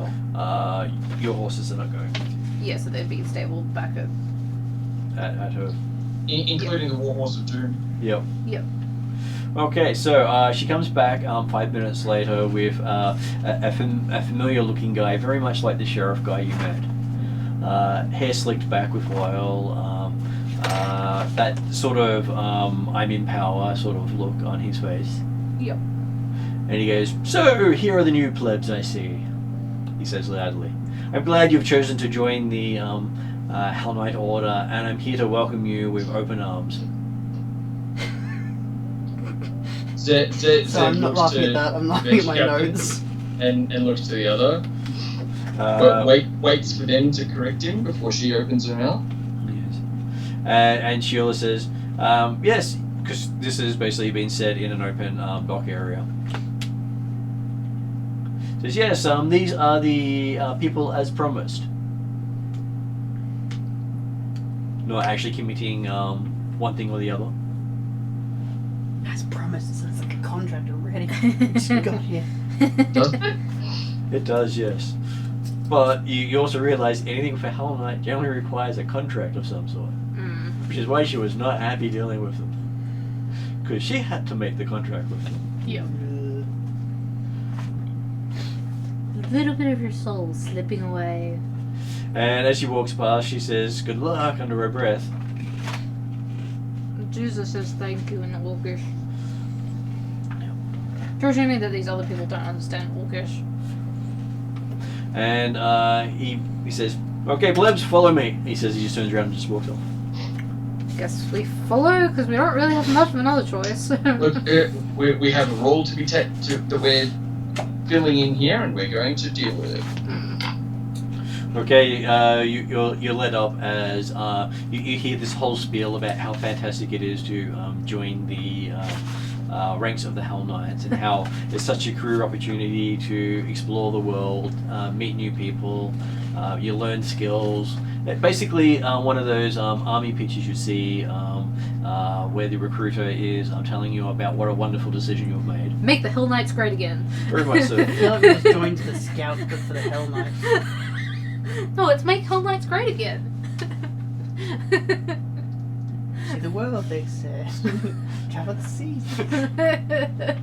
Stuff with Hell Knights, said I. And with all things, you become leaders, statesmen, people of power. Dishwashers, I mean. And then once you step onto the boat, you feel yourself step through a ward. Of course. And once you step through a ward, his demeanor completely changes. So, okay, that's done. Now, you'll be in the galley for the rest of the trip. And if you need anything, just ask the cook. The cook. Okay. Alright. He says, down there, second door to the right. Okay, I guess we'll go down there, second door to the right. We didn't have time for breakfast, did we? You would have eaten before coming down. Okay. Unless, of course, your characters get seasick, in which case, no food whatsoever. So Poppy hasn't eaten yet. Yeah, that's fair. I remember what happened last time. Okay, so you get down there, and it's basically there are some cots in here set aside. Not particularly comfortable, but it's hell nice. It is clean, but not particularly comfortable. And there's piles of vegetables in here, and there is a halfling cook. Okay, halfling cook. He looks you up and down and goes, "Oh, so you're the workers for the troop?" He says. I heard they Yes. signed on some Yes, we are. some locals to help. At Yep. least that's what they told me. I don't want to ask any more questions. So yes, you are. There's your things. There's the vegetables we'll be preparing on a regular basis. They don't seem to like meat. Are all Hell Knights vegetarian? No. Okay. Well, that's a question. Next question will question. First one's free. Okay. So we spent 3 weeks peeling vegetables for a halfling. About a week. Oh. Peeling vegetables for a halfling, and basically you smell and you get free vegetable food while you're there. That's fair. I wonder what. At least we're getting fed. Yeah, but I wonder what demon he made a pact with to be stuck as a chef. He was like a demonic. Gluttony. Well, it might not have been a deal. It might have been a law he broke. Oh, yeah, good point. So he might have spilled some food on one of the Hell Knights while he was serving them. Does that make him Hell's Kitchen instead of Hell's Night? It does.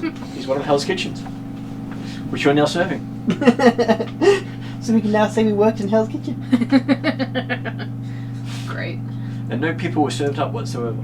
Yeah, surprisingly. Did you know Hell's vegetarian? I didn't know that. Apparently this faction is.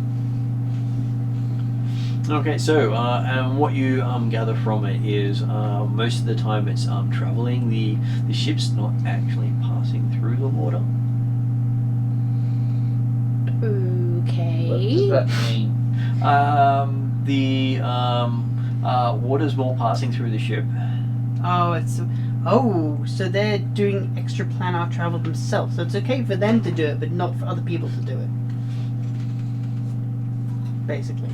I guess maybe that's why it's only taking a week to get to Did we Liverpool. mention massive dick bag hypocrites? Yes, that's them. I guess that's why it's only taking a week to get to Riddleport, though. The- Because where the water, it's like in Soviet Russia, in Soviet Hell Knights, water passes you. Yeah, exactly. and basically, you don't even feel like the boat's moving at all. That's It's just like every now and then you just feel a rush, and then a rush. great. So it's a very unnerving trip. There is no water in Soviet Galaxia.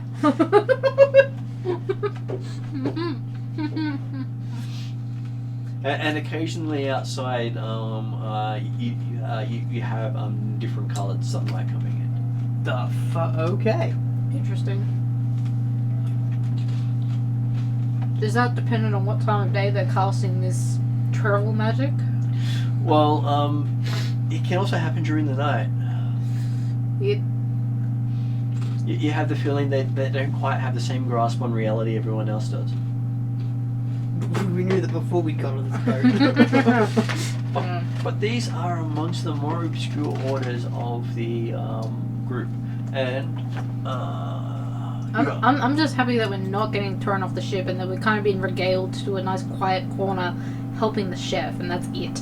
I don't know, I'll be glad for a piece of meat when we get to Realport. Okay, I believe this is I'm trying to remember which one they actually Puppy's are. basically living on carrots because probably doesn't like anything else. Random trivia in Diablo 1, the battle cry that Diablo yells is... Yeah, I'll actually have to look up Eat which your order it is vegetables specifically, backwards. so I'll tell you that one later. Nice. Because I haven't got all their associate things up there, but after spending a week travelling with them, you'll know a little bit more about them. Mm-hmm. Okay. It's almost impossible to travel with Hell Knights and not hear them. They're not subtle. No wonder we got put with them. Hey, we're doing a not subtle job with the most not subtle faction of beings in the whole continent. So you do grasp that their core tenets are basically they travel looking for creatures from beyond, mainly aberrations, fiends, celestials, elementals, fae, who are basically screwing with this reality.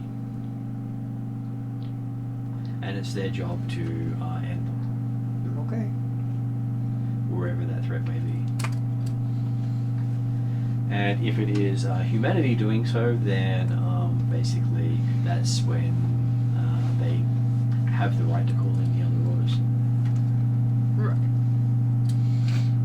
Each order has a call to arms, and there's when humanoids are screwing with the fabric of reality. Sounds like a right of annulment. So, and what you can gather from discussions in that trip is they're not particularly passing through teleportation style stuff. Every time they travel, they're basically doing astral travel. Oh, interesting. Because they don't leave this reality, they just the equivalent of ghost from this reality, which is why they pass, the water just passes through them, because they're not really there. But that's still technically a lot of this. Because the astral realm is tied directly to the physical realm, and that's where the incursions come through. Yeah, that's kind of. It's their technicality. Yeah. They're not supposed to go further than that. Wibbly wobbly tiny one. But travel in the astral sea is completely different to travel in the physical world. And their vessel's designed to travel in the astral sea. Yeah. And that's more information than most people have actually picked up on this order. What was this particular order again, or did we not get a name? I'll give you the name later, because I've got to go through all of them and figure out. Right, no, which one it is. that's fine. I've got I them wasn't all. sure if you said it earlier or not. I've got them all listed elsewhere, because that represents their symbology and all Yeah. that sort of stuff. Yeah. Instead of giving you the wrong one, because I think it might be the gate, but it might not be. Okay, yeah, no, that's fine. That's the one that looks close, I think is the closest one to what they are. Because there are a couple of them that deal with extraplanar threats, and that one specifically deals with otherworldly things. Okay, so, after what feels like a week, bit hard to tell. And you've now got that grizzled look of, I've worked the Hell's dishwasher for a while. Yep. I was one of Hell's dishwashers, and all I got was this lousy t-shirt. Yeah. Though Juicer probably appreciates the slight workout that he's got over the last week. We're chopping vegetables. Yeah. Look, I'm just happy to get to Riddleport in the week. That sounds fine to me. Puppy is extremely despondent because all he's had is dried rations. I was gonna dried rations and carrot, Yeah. and that's about it. He doesn't really like the carrot that much. He doesn't like the taste of it. No, not according. Well, you can love carrot, but okay. You do notice that the carrot does have an aftertaste that's unusual. Oh yeah. Great. We were warned to be careful of the food. What now? Astral carrot? Astral Come on, carrot. guys. It's getting a bit much. It's like they thought we were supposed to look out for the food in Riddleport, not on this damn ship. We haven't even got there yet. You've got astral carrots. You don't know what they actually use to fertilize their carrot beds with. You're right. Well, I guess probably like unusually for Puppy he doesn't like the crunchy carrot food with like a supplement occasionally. He's just like, all right, dried rations. Well, I promise you a nice chunk of meat when we get to Riddleport. Okay, so first thing you notice when you're at Riddleport is the fact that you've docked. You don't even get a chance to see yourself coming into Riddleport, and it's night. We're here. Oh, it's night. Yeah. Well, if they were to appear in the day at the docks without actually coming through the harbour, Yeah, they kind of get shot down probably. no, it would basically be people would be running in fear for their hills. As it is, there's a couple of screams on the docks when the ship just appears. Like the Hell Knights would care if people ran for the hills. Well, it makes it hard to do an entrance. It's a fantastic entrance. It's like, we are here. Da, da, da, da. But this is their version of subtle. They show up at night. Oh, right, that's the difference. Okay, yep. Because they make all the creatures of the night fearful of their presence. Fair enough. Interesting. They are Batman. Very much so, yes. I'm Batman. Or I'm a Hell Knight. And when it comes morning, there's a knock on the door. Our door, I Yeah, assume? your door, because basically your door was pretty much locked the entire time you were there. Yep. Okay. Well, we were told to be quiet and peel Yep. vegetables, so Yep. it's kind of what we did for a week. Now we get to dress up in fancy cloaks and leave and pretend we're Hell Knights for about 5 minutes.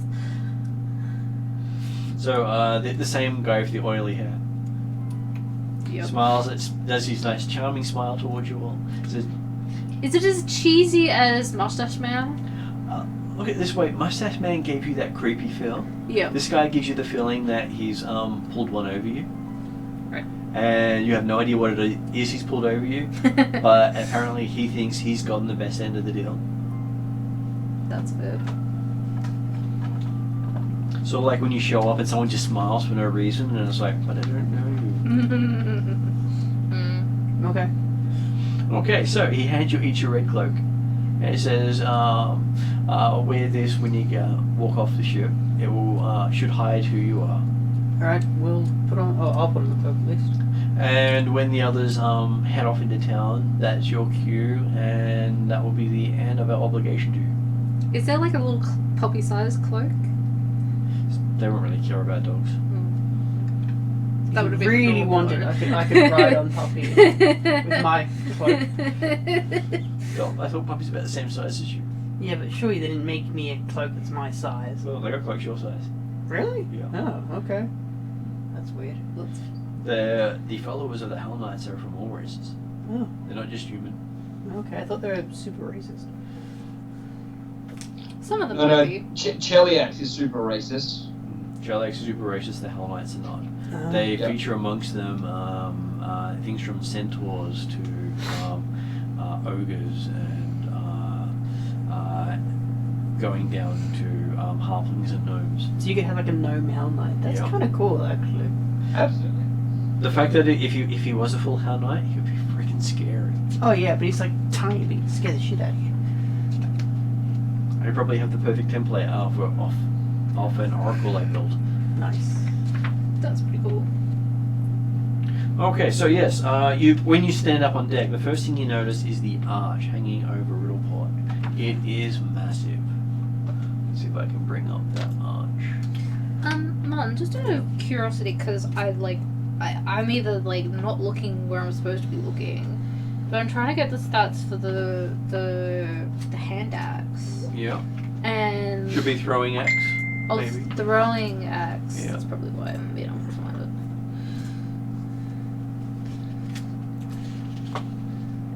Trident. Okay, so that should be the view you need to know about it. I can't. Okay, just gonna be back in a sec. Need to get something for Ariad now. I'm looking in the weapon table and I can't find it unless I'm really blind. Hatchet. Is it the hatchet? Yeah. No, hang on. Sorry, what's the question? I would have thought there would be like a specific like hand axe or throwing axe, but and I was It trying. is. It's hand axe. Yeah, but I can't find it. There's hatchet. It's definitely that. Hang on. Yeah, no, that's why I'm confused. I'm like, I can't find it. I'm either really fucking blind. No, I'm pretty sure it's hatchet. The hatchet? Yeah. Yeah, it's the hatchet. Oh, it's the hatchet. Agile, sweep, Sweep, thrown thrown 10 feet, feet. 1d6 damage. Yep, that's the one. Yeah, that's one. No.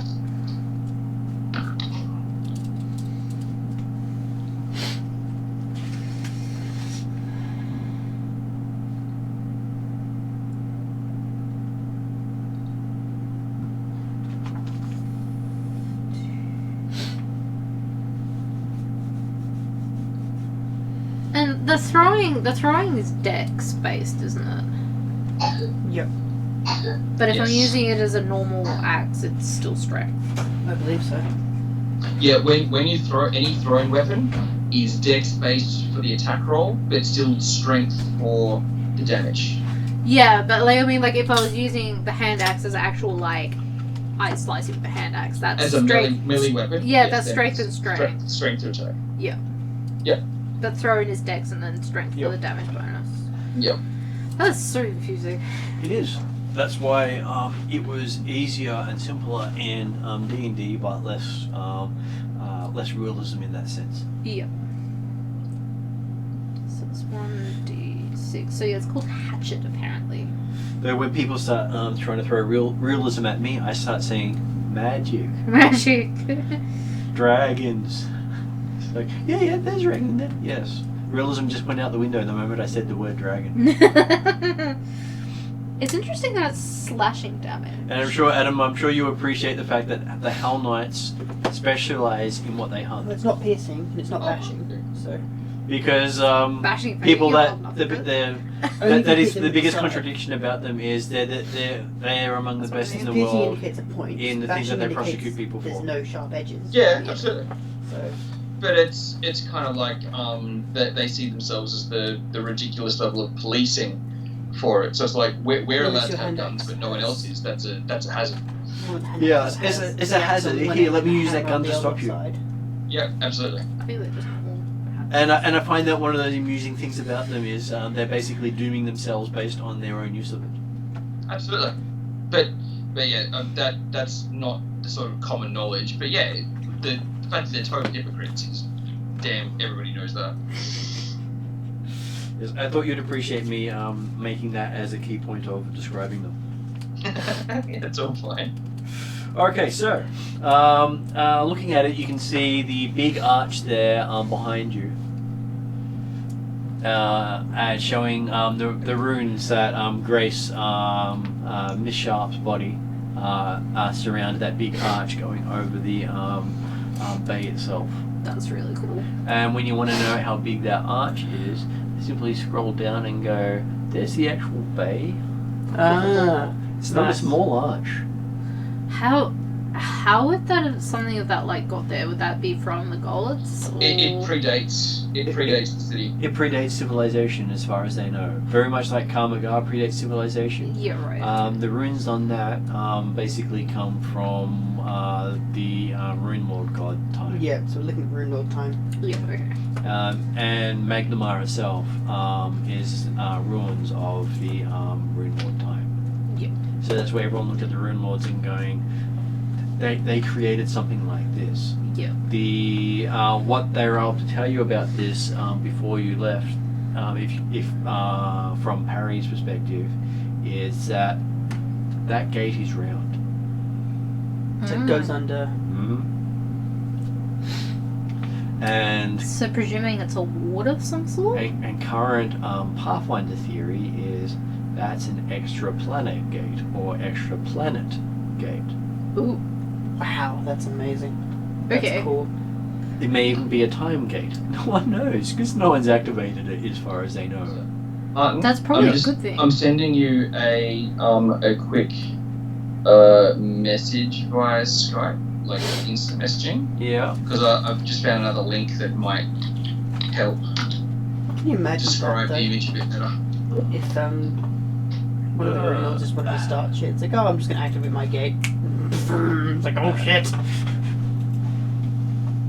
And I think you actually put up the same image that I just pulled up. Yeah, that is the one I was showing them because that's the main one I have. Cool. Let me see if I can get this back down again. There we go. Okay. So because I was comparing to them, so that is the view of the city. That is the map view of the city. So it shows a comparison. You've got the size of a large ship here.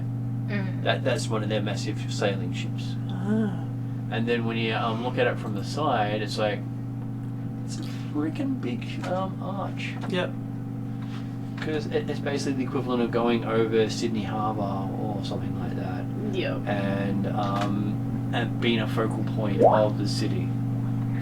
Yep. There's another nice one where you can see it from pretty much any other part of the city too. Sorry. Chat bubbles down the left side. There it is. Yeah. Yep. Just have to make my hand work. Doesn't always work so well. Okay, so people sort of see it in the distance from most of the city. It's the equivalent of when you have a structure so big you see it from everywhere, such as like the Colossus. Yeah. And everywhere in town sees the Colossus. Everywhere in Riddleport sees the Rune Gate. Yeah. But no one knows what it does. Yeah. It is one of the many riddles of the region. And 5 years ago, one of the runes lit up. Ooh. Just one. Sorry, 5 years ago, one of the what? Runes lit up. Ooh, really? For how long? It's still lit. Where? Oh, it's still lit. Okay. Underneath or the Ah. top? No, I haven't got that information for you yet, but I'll get it for you later. But it So one of them we see lit up. yeah, one of from them over is here. lit up. Oh, okay. And basically in living history and recorded history, that's never happened. That's kind of cool. Wow, that's pretty cool. And that was around the time the Pathfinders basically hired as many different people to push through their society as they could.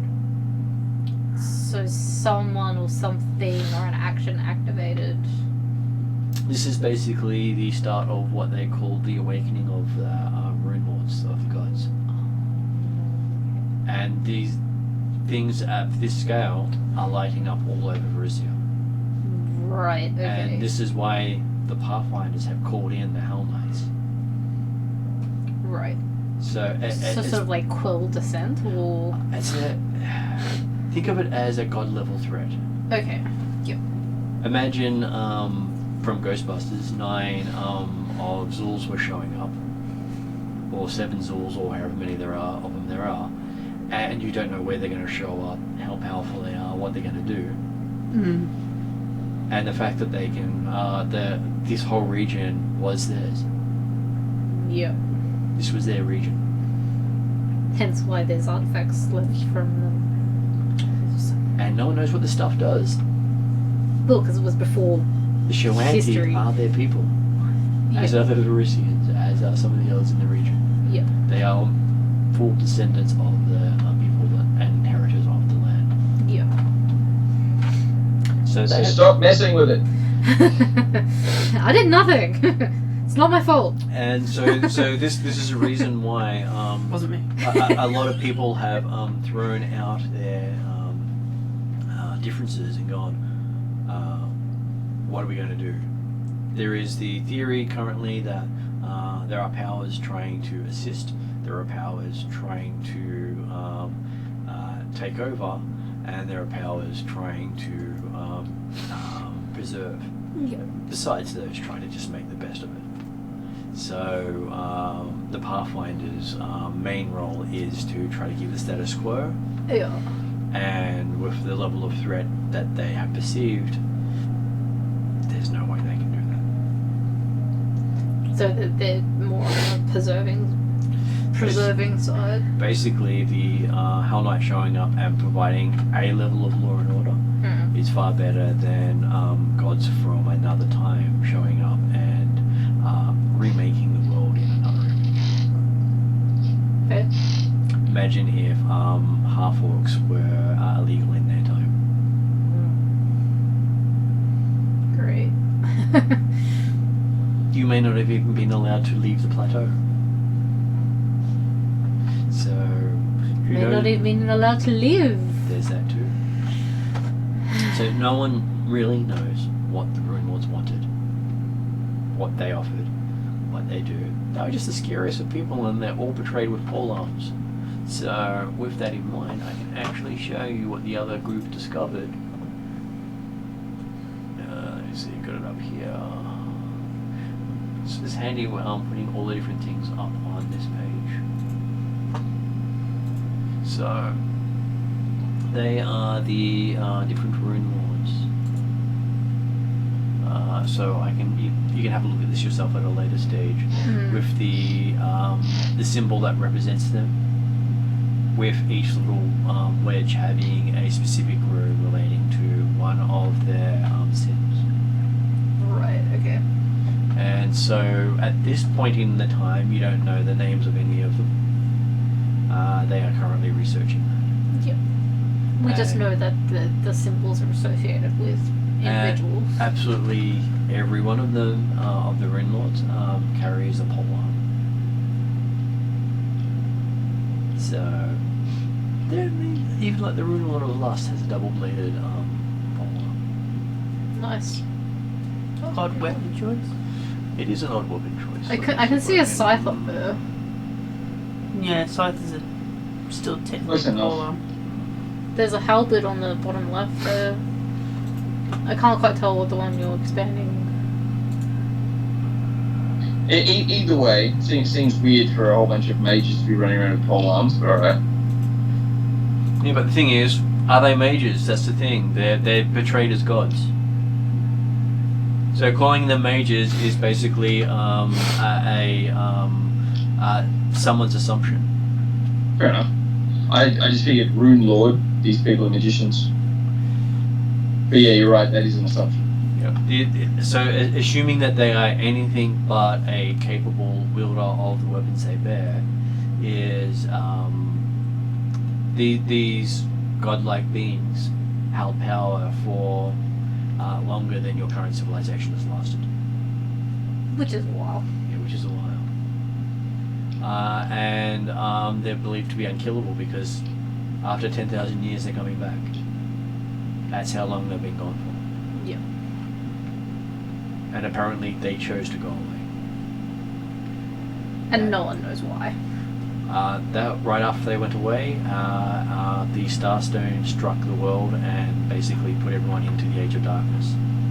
They left before that happened. So they knew it was coming. Yeah.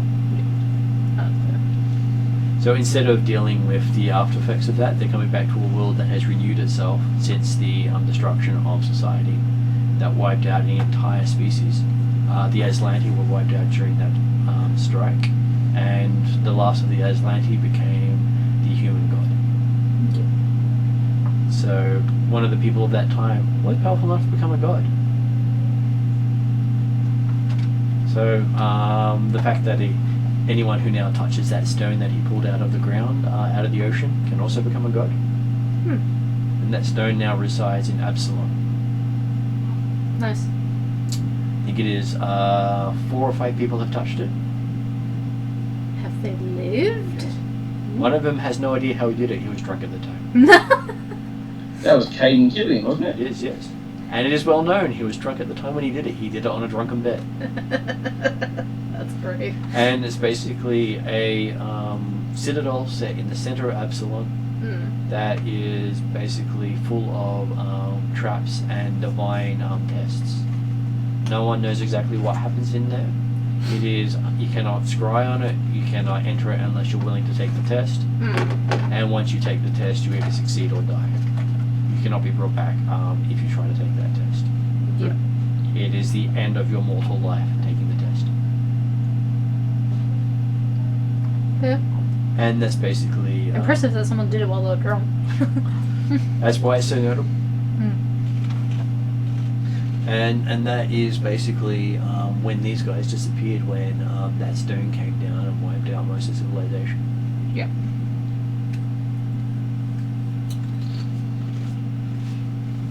Okay, so as you're also told that besides that there is a reverse, which I haven't done yet. That symbol should actually be reversed the other way, and it will be eventually.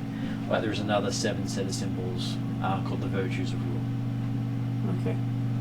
And they are the polar opposites to the sins, but they are all the same. So where you find kindness, you will find wrath. Where you find humility, you will find pride. And the symbology is not much different from what they are. Yep. So the symbols are linked. The symbols are basically corruptions or idealist versions of the same symbol, which leads scholars to believe that there is a missing symbol, the in-between, what was it meant to be. One is an extreme one end and one is the extreme other end. Obviously there is something that is a balance, but With like a sort of true neutral kind of thing. the equivalent of that, yes, because if you're basically going to say good and evil, to have good and evil there has to be something that understands both good and evil. And as far as they're concerned, and that's what they're looking for, is where is that balance? Right. Where is that missing link that the scholars say should be there, but they've never actually found?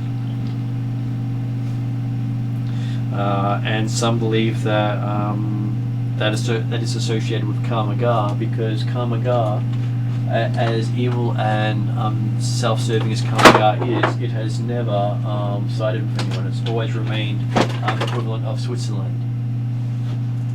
Yep. And Because Karmagar is awesome. and that's and they don't know why. No matter how hard someone's tried to take it over, no matter how much someone's tried to do it, Karmagar has always remained neutral. Because it's awesome. Does that have something to do with the didn't we find sort of some lost shrine there? I'm There are presuming. quite a few lost shrines there. Yep. Oh, I don't remember seeing a lost shrine, but there's a bunch of shrines there, so definitely. I remember one session we stumbled on a shrine that nobody knew about, so that's why I just said lost shrine, because that's the best way to describe it. Well, Because wasn't that back I in can't be Epsilon, though? bothered looking through my notes right now. Oh, there is a lost shrine you found north of Epsilon, in the mountains, Yeah. but that wasn't in Karmagar. I thought we found one in Karmagar as well, but I could be mistaken. Okay, so yes, that is one of the prevailing theories about the runes themselves, and now that may be correct or it may be incorrect, but scholars all agree no one actually knows the truth. They can agree to disagree and agree that they're basically making conjecture. And some gods believe that these Runelords were just really good normal men. Even though some of them betrayed as women, they call them all men. And there are some scholars who will say that that they can appear as they want to appear, and they only appear as men and women because that's the only way people can perceive them. And they didn't really exist. They were just beings that would manifest in those forms. Yeah, right. So just because someone says something doesn't mean it's correct. Which is another reason that Hell Knight orders are here, because if these are more than mortal beings, you're going to need an army of people to stop them. And even then, it might not be enough. That's fair. But they do have the power to call on their actual full orders. And you've only got the equivalent of a small company of each order here. But there are threats all over the world, so for them to be here in these numbers is unprecedented. Okay, so yes, you've made it, you come out on top and you see this gate and you remember all these conversations you have, because these gates do bring back a lot of memories. Even Zed has seen pictures of these gates growing up. Oh, I'm totally impressed. And this is basically the equivalent of a bucket list for any historian. Absolutely. So Perry will be wetting himself when he gets here. Perry grew up here. Oh, Perry grew up here. Well, coming back here then. Now that he's even more vested in understanding the world. Zed is proper impressed. And that one glowing rune up there resonates with Zed quite a lot. Ooh. Which one is it? It is currently red. Oh, of course it is. Awesome. So Well, that makes the good lit sense. rune hasn't changed? Has not changed, as far as you know. But then again, people don't really know what the runes mean. Yeah. You'd have to ask the ciphers. Which is the people we're supposed to be meeting with anyway. Yep. Who you probably wouldn't want to see the day you arrive, because Did you arrive with the Hell Knights? Is probably not the opening conversation you want to have with someone. Yeah, no. The point now is to quietly slip into a back alley, dump the cloaks, and dodgily make our ways away to the casino. Okay, so when Way, you, way away. Ways. So now, when you turn around and look, you notice that there's about 50 to 100 red cloaked people looking very similar to you guys. Wow. All on the deck with 5 knights in armor, full armor. They have no weapons out, but they don't really need weapons. I wonder where the other 5 are. But they are basically just looking down onto the pier where you see probably about 200-300 pirates, all with weapons ready. Okay. They just one of them just turns around and says, "I'll be back in a moment." Just starts calmly walking down the plank.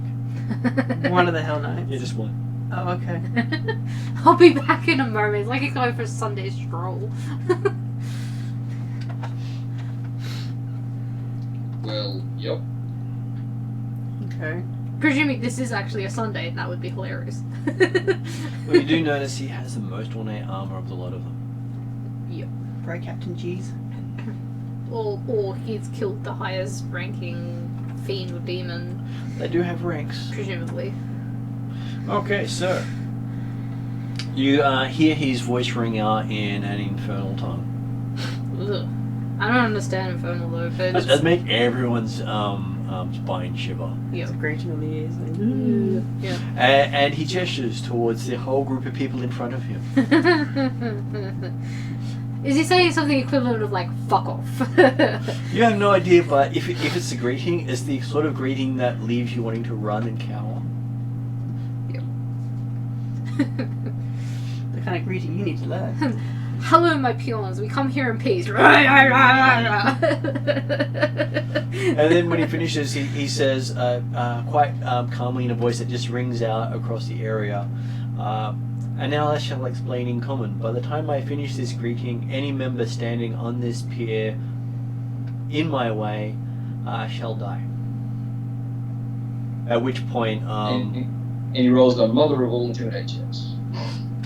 at which point, you basically hear this crackling behind him as a tear in the fabric of space happens.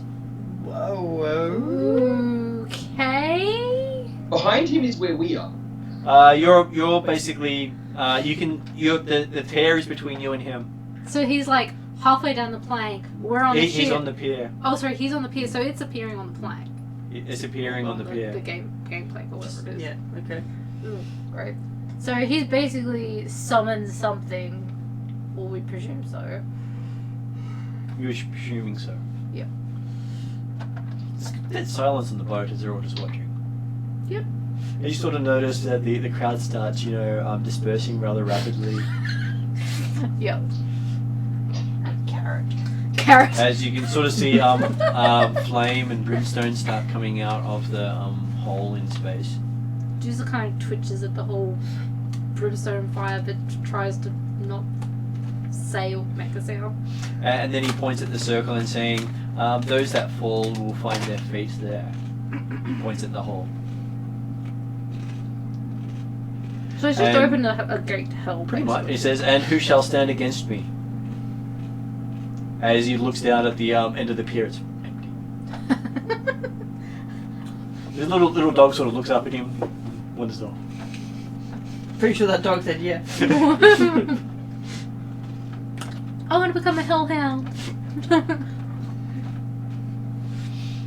That is probably the quickest dispersing of a gang of pirates and thieves you've seen, besides someone saying free beer at the local watering hole. It's efficient, I'll give them that. Spoopy more like, but anyway.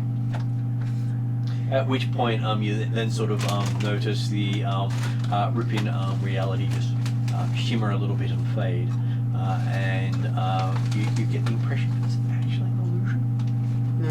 Okay. They don't actually deal. Yes. They don't have to deal with reality when they freak people out. The reputation means that everyone believes it's real. Mm. Yeah, that's fair. And calling their bluff is not always a good thing. Because I'm presuming someone in the background is like holding a cast just in case it needs to become reality. Well, the thing is, he probably could have mowed half of them down without even worrying. Not sure. But then that would take him most of the day. And then he'd have to clean his sword and equipment. And... Too much paperwork. Oh, no, paperwork. He just has to, go maintenance. Correct. I meant like paperwork in the terms of like dealing with the aftermath of having to like clean himself and his weapons. He turns back to the ship and bows and say, "You may now depart." Okay. I As all the other red cloaks start rushing past, guess rushing we'll down the follow the red cloaks, I guess. At least until we get off the boat. Well, you said everyone would be dispersing, so I presume everyone's just going every which way. Well, once they hit the streets, they just start fanning out into the streets. Yeah, so we'll just do the same. You do notice there are quite a few different people in the water near the pier who just threw themselves off the pier.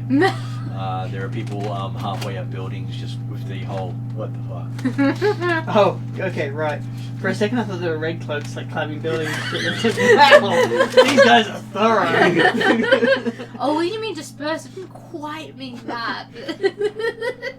You check the water, you check the castle, you check the bell tower. Technically, Dooza has a climbing speed now. Technically. Hey, dudes at bell tower. and basically, as all the other red cloaks start dispersing out into the area, you see them tossing their cloaks at people as they go past. At people? Well, basically, they can't, if they've got the cloak in their face, they can't really see what they look like. Using it as part of the distraction of getting away. We copy that, I guess? So like when they flip their cloak off, they basically, if there's someone nearby, cover them with the cloak and leave with the cloak. But what if it's like a lot? Oh, there wouldn't be a lot of people because there'd be very few people left. Okay, all right. I guess we will attempt to lavishly throw our cloaks at people. Sure, give me a performance roll. Or you could just rip the cloak off and throw it in the corner as they run past. It's also valid. Just that these guys are also a bit showmen as they do stuff.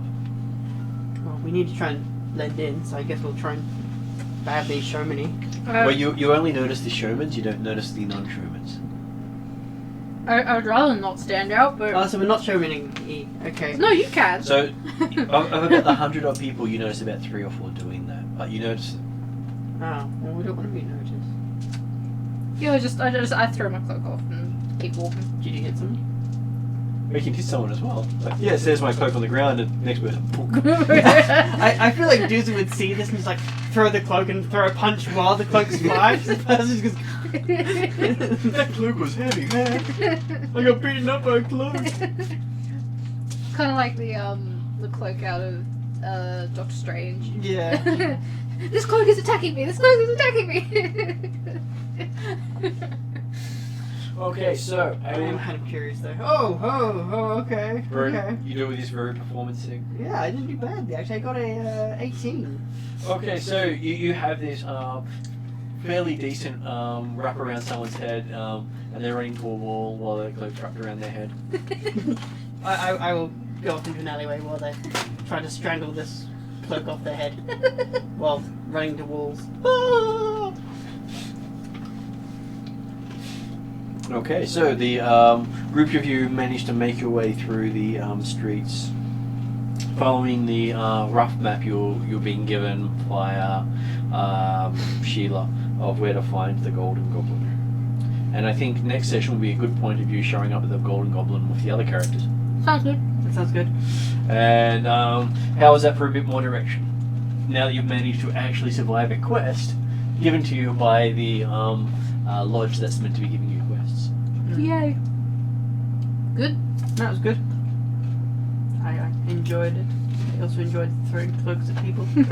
Especially seeing as I'm only like 3 feet something. And yes, you managed to entangle someone in a cloak. Yeah. And we managed to get through another session with at least one character stripping down. I'm just imagining like, what do you want, scrawny cloak? He's like, wall down.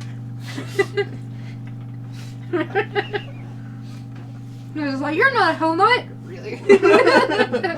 Look, the Hellmites look like everything. The scariest thing is when you see a 3-foot Hellmite come at you, it's like, crap.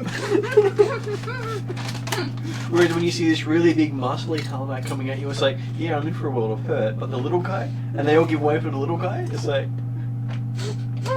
Yeah, that's funny.